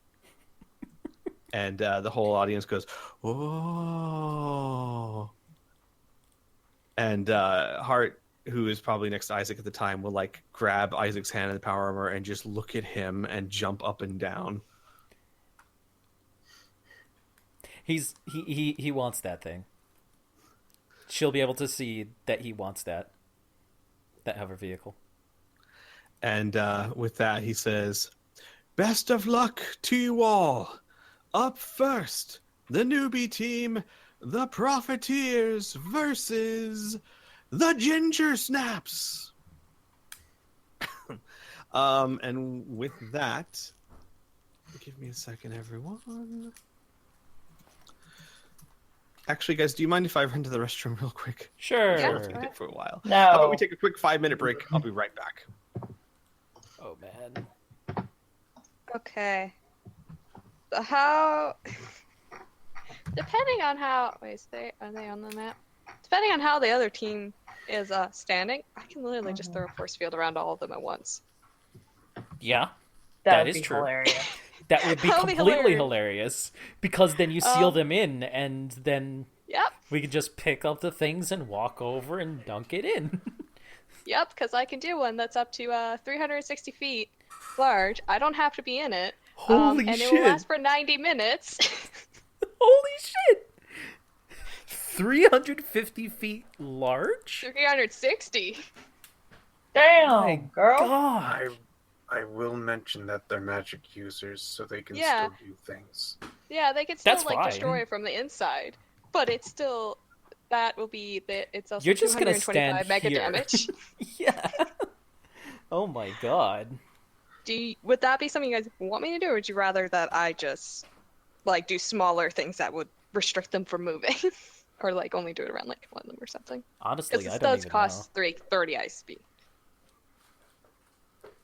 It costs How how much much? is your total pool? 30. Your total pool is how much again? 179. Oh my God. I think you're good. Yeah, I think you're Well, good. are we doing both matches in one day? I don't know. Maybe. Probably, actually. I mean, if we can get this over with in like 5 minutes, that'd be fantastic. Yeah, and Okay. just utterly cheese out the first one. That would be hilarious. Okay, because he just wants to annihilate the sugar daddies. Yeah. But dude, Or this do we want to save this for the sugar daddies so they don't see it coming? true. I don't know. It doesn't obscure line of sight, so they would still be able to attack us through it. And essentially, we would be, Yeah. even though we're isolating them to one single place, we would be giving them a place to hide inside of it. So that's a Yeah, thing. so we can't attack them through it either. Yeah.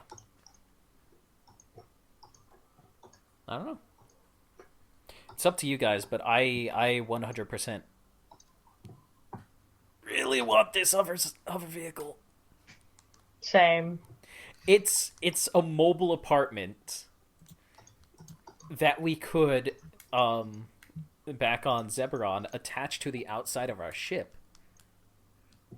If we can get it up to where our ship is. Should be able to. But then if another situation occurs like Paladine Swamp, we could just like go in our Use mobile that. apartment, yeah, That would be and nice. not have to worry. And it has a frickin' cannon.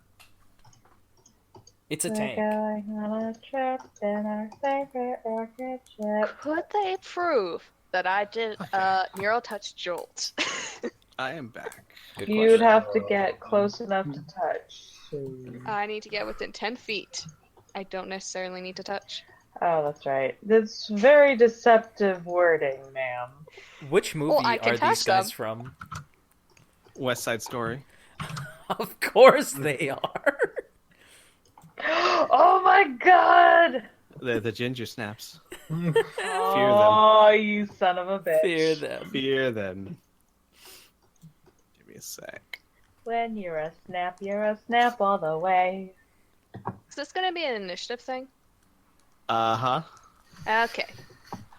Yeah, so you guys can go ahead and start rolling for initiatives. That's a good idea. hell yeah! And by the way, I just want to point out that, about half this stuff has been names and things given to me by Piph, like general ideas. Oh my god. Oh, I know. Not all of it though, because I wanted Piph to Woo! be able to enjoy One day things I'll as roll well. a good initiative. Ah, son of a bitch. Woo! I finally get a good initiative when I'm not My linked idea to might my not run as pistols. smooth. Go figure, man. Go figure. Oh man, All right, let me mark these guys a color. not being able to link with lasers and MD weapons sucks. One day, buddy. Maybe. Well, that's why Never. I'm building my own pistols to specifically be able to do that. Okay, so we got pink, purple, orange, green, blue, red. That way it's easy to keep track of them for you guys. Sweet. Now I attack them all. No, I'm I kidding. start clobbering them. We're doing 2 matches in one day, right? Okay. I was gonna say you don't know. Not today itself, but in in-game day. Yes, it's all done in one day. Move Xavier down. Anna got a 6. 6. Kid got A a rock. 9. Lucas got an 8. Thanks, Then we plus need- 1. Heart and Cyber 6. Hey, Burn. You want to Yes. send me the link? Oh my god. I'm sorry. I forgot do to this throw to those me? onto a flash drive again. You make me sad. I already went over this. I don't know what that book is. Yes, you don't know the entire series called frickin' Oh, now I'm blanking too. Huh. The Dark You Tower. can't agree with me anymore. The Dark Tower.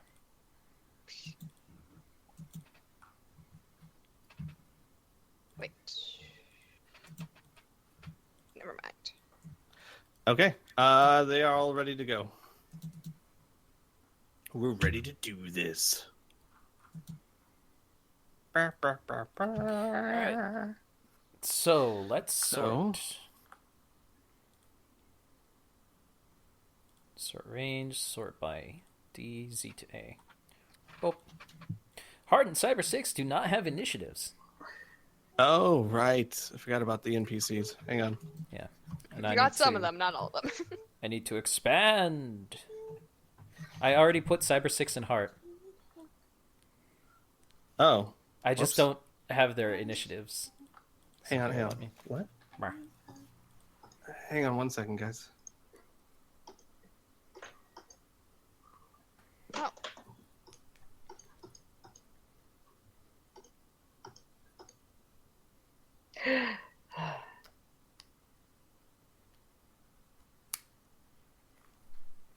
Really fun. Yes. I just want calculator.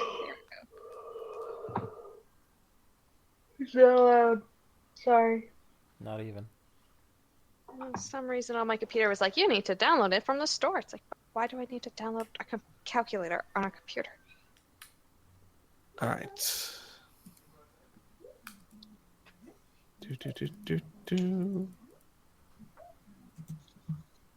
All right, so for the NPCs, Heart got a 13, Cyber 6 got a 10.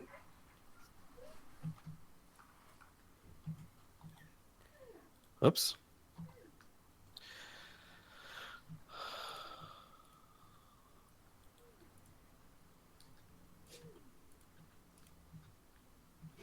Okay, now we're ready.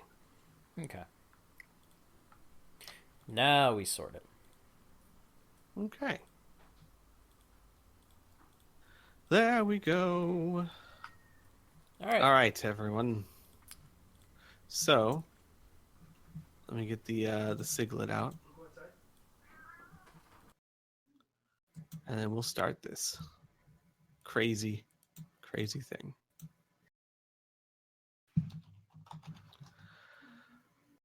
How big is the arena again? The arena, it's 900 feet long. It's about 150 feet high. And it's about 100 feet wide. How wide? About 100, I'm sorry. At its widest point, it's about 150 feet. 150 feet, Okay. Mm-hmm. 900 feet, and then up is 150 feet. Baby Junior! Eh. I think that's just baby. Yeah, I got no, hang on. There is no siglet. It doesn't exist. No armadillo? There's no armadillos in Roll20. Here, we'll just do that. So if you guys could position yourselves about... We're going to be using relative distances here, because I don't think everything's exactly to scale. So on the line. Yeah. So this is about 160... Is that 184 feet? Yep. So we'll say... give or take 3 to 1-ish odd ratios. I know that's not exact, but I'm just being Got it. simple. So how far away do we need for the... Let me go check these. So about 90 feet. So about 30. We just put them 32 feet away. Okay. So we need to be around... Yeah.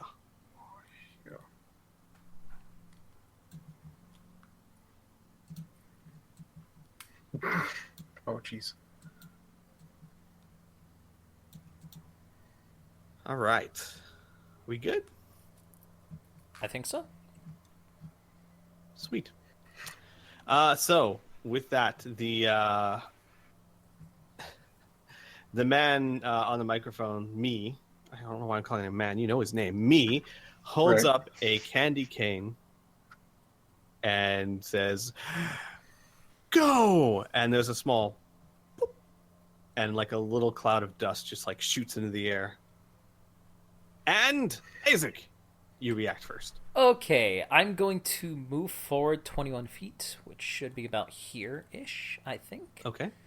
Are any of them on the hover cycle? Nope. None of them. Do any of them have a turret? Nope. Okay, I take out my guns and I end my turn. Wait, we had to decide 2 boons, didn't we? Or is that in the second did. match?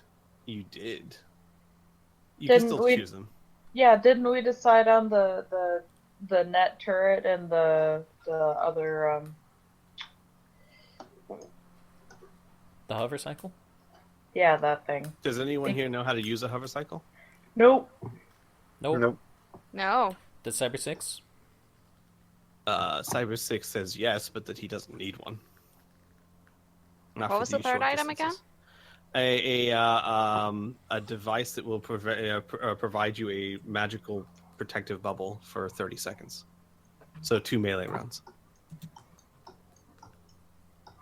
Yeah, let's grab that one instead of the hover cycle then. Because we have heart. We do.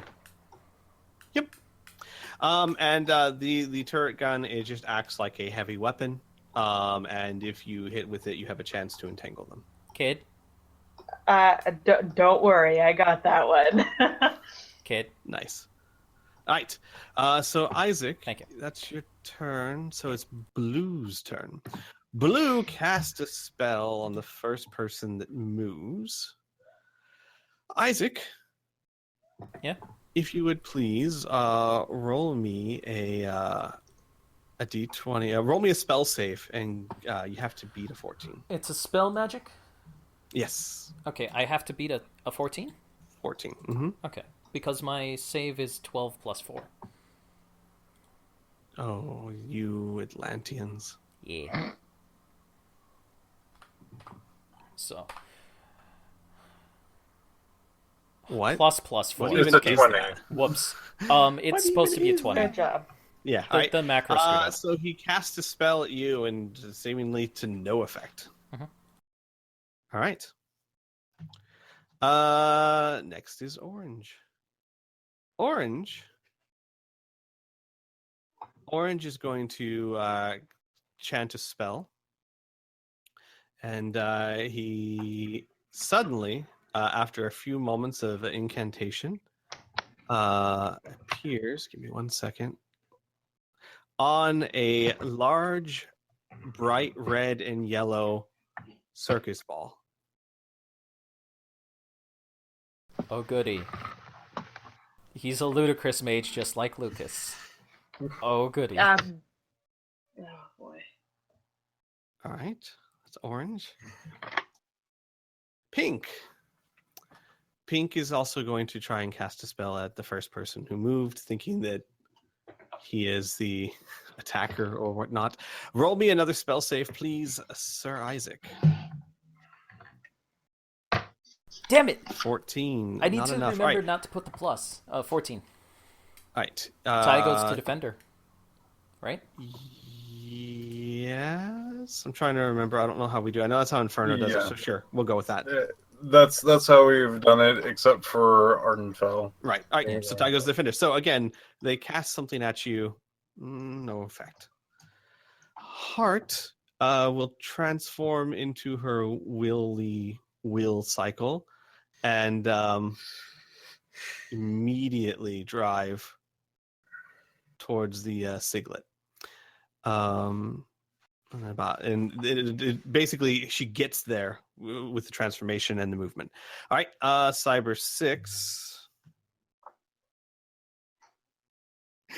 Cyber 6 starts running up, draws 2 guns, 2 of his shotguns, and fires them at the orange guy. The orange guy itself? Yep, shouting as he says it, "Beanbags!" Nice. Cyber 6 was a bounty hunter. He didn't always have lethal things. So he rolls to hit with the shotgun. That is a hit. He doesn't really have much of a chance to dodge it. He's going to just take it. So give me a second. That is well, I don't really know how beanbags work in this game. I'm going to keep it simple to keep things moving. So he does a really good roll. So out of 3d6, he does a 15 out of a possible 18 points of damage. Nice. Yeah, hits him full in the chest. And the guy on the circus ball has to beat his... Nope. He falls off the circus ball. So basically, he's hit in the chest with the beanbag round, not seriously hurt, because you'll notice that the beanbag round hits a blue, fairly familiar energy field or magical field around him. So it doesn't cause any damage to him, but it knocks him off the 10-foot circus ball onto his back. That's Cyber 6's turn. Whoops. Wrong place for the X. Kid, your turn. So I was hoping that Kid could hitch a ride, but I guess they can just, walk like a normal person. You guys didn't strategize at all, so... Nope. So they're just gonna run over to not Baby. Mm-hmm. And the measurement is correct for the how the distance. Times it by 3. You're actually like 90 feet away. Oh, okay. All right. So my movement speed is, or my speed is 13, which gives me I don't remember how far I can move. What is To your be fair, speed? I don't remember movement either, so 13. I can't give a quick rundown on that. So how many turns do you have in your melee? In my melee, I believe it's 6, I think. 6, yes. So in your one attack move, dividing 15 by 6. In about 2 to 3 seconds, more round down to 2, you can move 26 feet, I believe. Wait, what's your speed value? 13. 13. You move So you 13 can move- per round, or per action, unless you're running. That's, if you're that's running, per then it's double. second. No, that's to keep it simple. We've been using your speed value as how far you run since forever. Huh. Well, yeah, but that's like, I thought it was speed per 1 second. I think that was the base rules for rifts. For the base rules, yes, but that Squee, Mm-hmm. care to say something? So, yeah, I'm trying to find out. So what is your movement speed? 13. All right. So that's 13 feet per second, right? I believe so. Yeah. Yes. So it's simple. Around each action's about 5 seconds or so. Well, actually, no. How many actions does Kid have? 6. It 6. said that she has 2 to 3 seconds, so it'd be around Yeah. 26 Yeah, feet. yeah, no. Yeah, Yep. Piff's right. So let's just say about 30 feet. So you can move 10 feet-ish with this particular map. Right, but next action you can do double that because you're picking up speed. Alright, so I move here. Okay. Ish. All right. Yep. Okay. Kid, that's your turn. Lucas. Has Red done anything yet? Nope. All right. He's going to move forward his movement. Let's see. 50 by. So it's around. Oh, God. He can freaking truck this thing. 3, 5. Yeah. He runs forward. I think this is. Let me double check the. Yeah, it's around where it need to be. He runs forward and uses his casting his spell battery to conjure a banana cream pie. Okay. He's gonna throw it at Red. Okay. Let me take a gander exactly what the hit for this is. +4 plus throwing stick. Oh, interesting.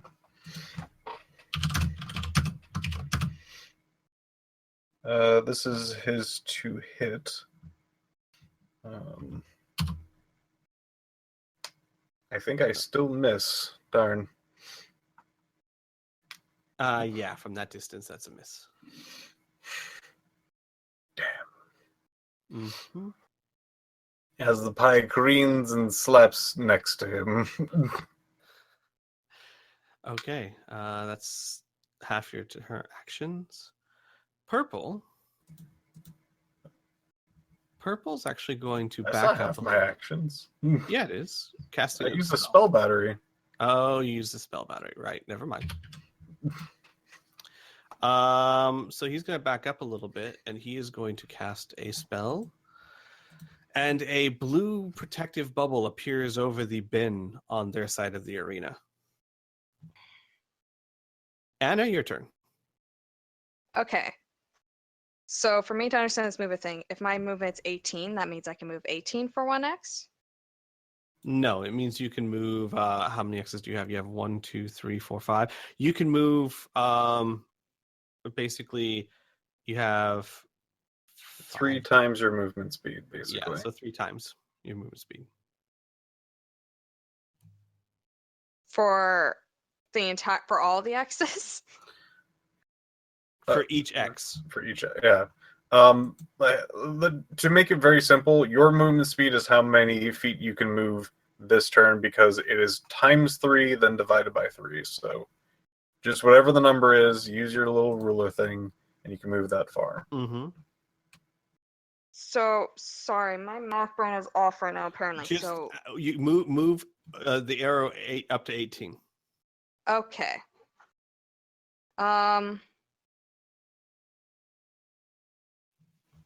1 sec. I actually just changing my mind halfway through. You know what? I'm gonna head back 18. Okay. And then yeah, that's there. Ah, we need to move it. And then thank you for whoever left that there. Then so this would be we're 3 away. It's like ×3 for the distance. Yeah. Correct. Wait, that's actually not a big deal. I'm gonna put a force field around our thing then. All right. How much MDC does your force field have? It has, if I go to the right tab, 225 MDC. All right. Okay. Go ahead and just mark a 1 around your thing. Like that. Okay. That's your turn. Green cast a spell right in front of or like towards Heart. And a large yellow wet slip and slide appears on the ground underneath Heart for about 30 to 30 feet. Heart gets a chance to save. Nope. As she careens out of control down the slip and slide. The slip and slide is give me a second. So can someone give me a radius of 10 on the arrow? Around Heart. Yeah. That's good. Thank you. So it should be a square, but that's fine. That's good enough. So there's a giant slip and slide there, and Heart just goes careening off of it to the side over here, like her motorcycle skidding off. That is Green's turn, and finally Red. Red's going to retaliate at Lucas. He's going to take a few steps up. He's going to cast a spell. Lucas save versus magic. Please, sir. Not illusion. But is it Ludicrous Mage? Yes. Damn. Not enough. Lucas, what are you wearing right now? The suit, like The fully enclosed battle armor thing? Yeah. All right. You hear a and suddenly your vision is completely obscured by some sort of thing. It's almost like you are trying to see and breathe through a blanket. You are effectively blind at the moment, and your face itches immensely. Oh. We're down. That is his turn. And we're back up to Isaac. All right. I'm going to move forward to about here. Mm-hmm. All right, so this is 80 times 3. That's 240 feet. Let me just double check my pistols. I should be able to shoot that shield, so I will do so. I will shoot at the shield using the plasma cartridge pistols. Okay.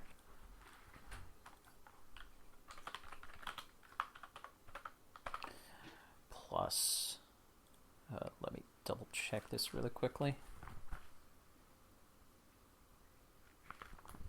Should be 8. Yeah. Plus 8. 25? Pretty sure that's it. Definitely a hit. They can't move. It's gonna dodge. It fails to dodge. 2D. Oh man, it's been a while since I've used these. Okay, 2d4 times 10.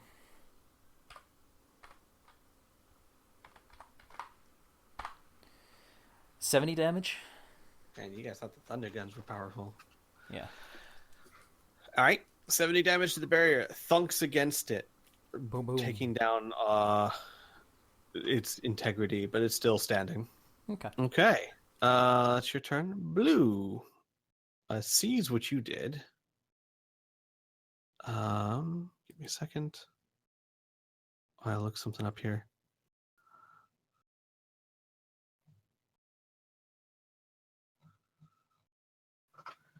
Let's see. Yeah. So he is going to cast a spell at you, Isaac. Uh-huh. Give me a second here.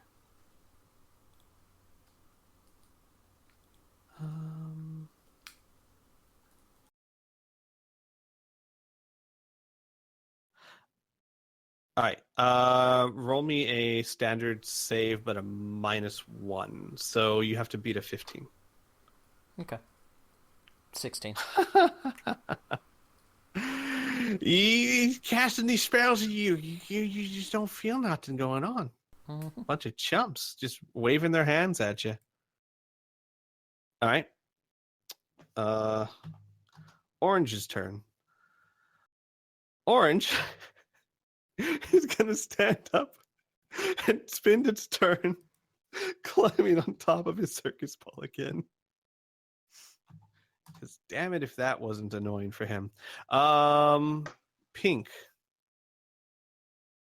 Pink is also going to cast a spell and appear atop a giant circus ball. Heart. Oh, Heart. Oh, Heart. She is going to regain control and go back for the Siglet again. Because it's Heart. She's very simple-minded. Not dumb, just simple. So she's got to save against the spell again. She fails, and she goes sliding off in this direction again. God. Really a 14 to save. That's tough. Yeah, it's spell plus ludicrous mage bonuses.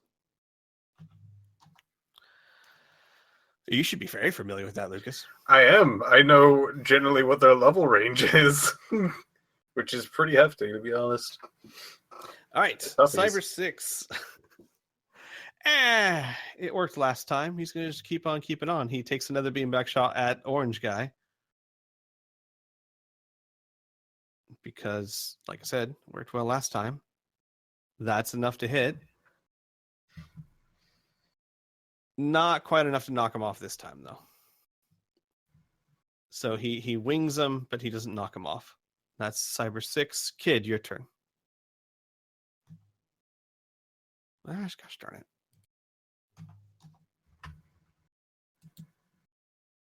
I'm gonna keep on trucking towards the Piggly Wiggly. That is not a Piggly Wiggly. All right, what's your speed again? Movement speed? 13. All right, this time you can go twice that because so you can go about you can get to it. You'll have to roll a save versus magic to get to it. Alright, I don't think I got any bonuses. No, I don't believe so. No. Alright. Just a straight D20.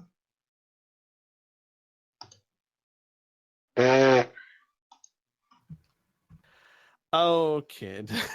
Oh, You go fuck sliding magic. right past the Siglet. As it's a very slippery, fun, wet surface.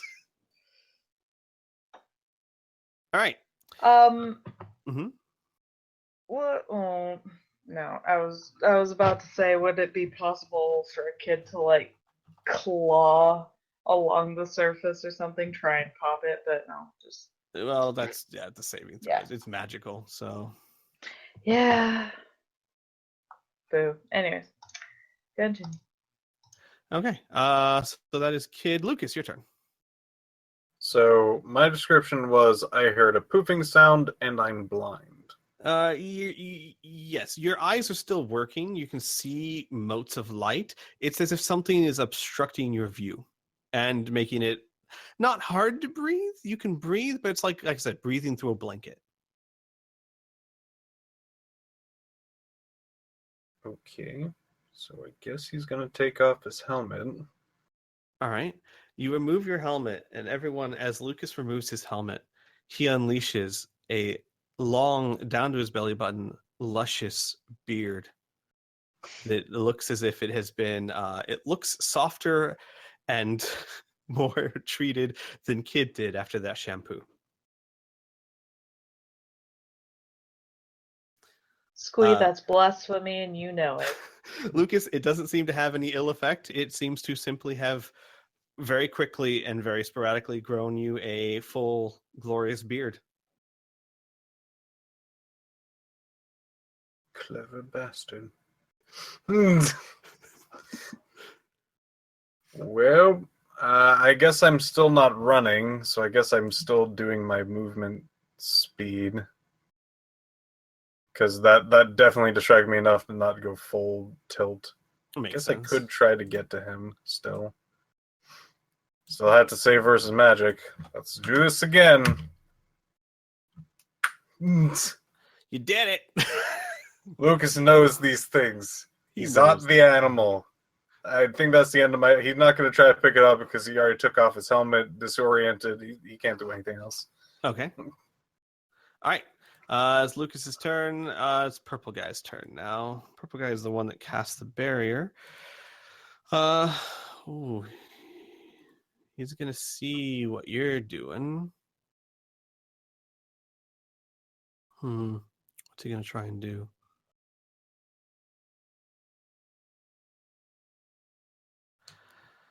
Oh, man. All right.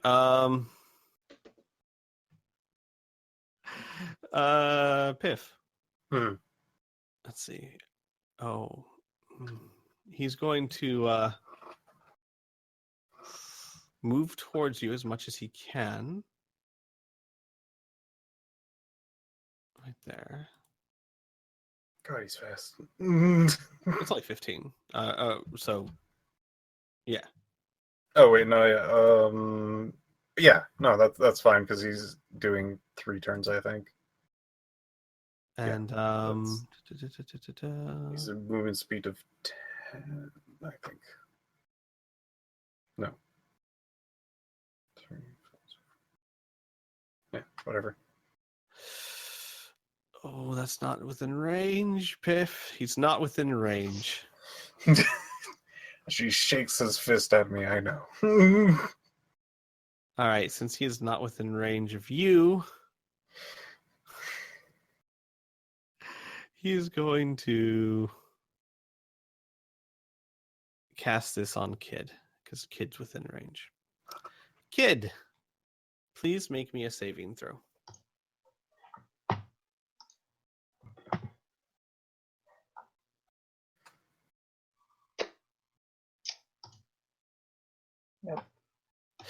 Nope. He cast upon you uncontrollable laughter. Oh. The afflicted person cannot stop laughing hysterically. The eyes water and the character can barely catch his breath.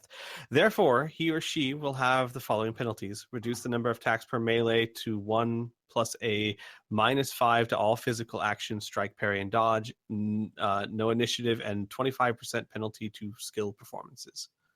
It lasts technically for 7 melees. And which one cast this on me? Purple. Oh, he's on my shit Why list. am I suddenly scared for purple? Because you should be. So Kid starts laughing uncontrollably, which I don't think any of you have ever seen Kid laugh like this before. Oh boy. Yeah, no, the only laughter anyone's ever heard is like the high-pitched hyena laugh. Mm-hmm. This is something in the realm of that, but like slightly different. Got it. Yeah. So that was purple. Anna, your turn. Is there a way? Okay. Yes. So I can make my force field up to 90 feet big. Uh-huh. Is there a way to make it so it's just their team and not ours? What's the description of the spell? Or the ability? Second, need to find it again. There we go. The psychic can instantly erect a force field around herself or others in a blink of an eye. If the creation of the force field is blah blah blah blah. I'll skip over the parry stuff. Force field can be made so that it only encircles its creator or is as large as 90 feet and can be created yards, meters away, but always within the lines of vision. The smallest force field possible covers about 3 feet. Yeah, so you can certainly cover them and not yourself. It says right there, you can cast it elsewhere. Yeah, I just don't know if it's going to be in a perfect circle is what I was worried about, because then it would trap everyone, including Cyclic. I would say you could shape it kind of a little bit, so it would be a circle or an oval, or basically you could encircle them. They're about 75 feet spread apart, so you could easily do it. Yeah, purple move just inside. Yep. So yes, I will put a force field over all of them, and I guess run 18 feet forward. Is it same distance forward? What's your range for the spell? I got it wrong the first time, and apparently I didn't even need to run. It's at total 360 feet away. 360 feet away, not 360 feet big. Yeah, it's 90 feet big. 360 feet away. Got it. Okay. Yeah. Perfect. So it's the same type of force field with the same level of MDC? Yep. And the same one, the other one stays. Got it. And So I'm also they going to now move have- like before that? that. Yes. Okay. They are now encircled by a force field. All righty. All right. So that's your action. Green. Oh my god, I'm in a force field. Okay. Just need to get in character for a sec. Where is this spell? I saw this on the list. I like this spell. It's fun.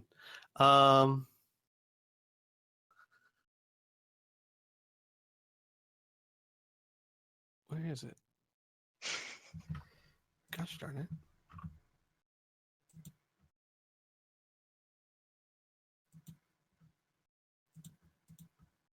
Okay, there it is. All right. Oh man. Ooh, that's a lot of PPE. Oh well, I committed. He's doing it. Green is casting a spell upon himself. He needs to roll this. He has to make under 4%. Yeah, okay, he does. He teleports out of the barrier right here. Oh, you fucker. Yeah, teleportation's freaking expensive. Oh my god, it is. I didn't actually read the cost of it. Yeah, that sucks for him. It's hefty. Out of curiosity, how much is it? 50 PPE. Yeah. And there's a makes me chance he better. won't, and there's a chance that he won't go where he wants to. Yeah. It just costs more than my force field, and that makes me happier. All right. Red guy. Oh boy. Who's he gonna cast this on? All right, he's gonna cast this on Heart. Or he's gonna try to anyway. So Red starts casting a spell at Heart. Heart tries to save against it and succeeds with a natural 20 as he tries to cast Moron IQ on her. She's too smart for him. God. She's too smart for that jazz. And that's his turn. So, question. Mm-hmm. Most of these guys have been casting spells, right? Correct. So casting a spell takes half of your actions. Correct. Rounded down. So they still have an action left, but they can't cast a spell. If you have an odd number, like 3 or 5, you round down. So if you had 5 actions, casting 2 spells would take 4 actions. However, you can at max cast 2 spells per melee round. So they would still have 1 action. Really advantageous to be at odd. Yep. Weird. Anyways, I think that's it that we have time for today. I think so too. Yeah. Yes. We'll just have to stop here. Unfortunately, it didn't end very quickly, but it could still end very quickly. There's the It's chance. like 5 minutes when we start. Yep. So we'll pause here for now. Mhm. And we will see the conclusion of the tournament next session. Yes. Hopefully. Hopefully. Oh, God, I hope it doesn't take all session.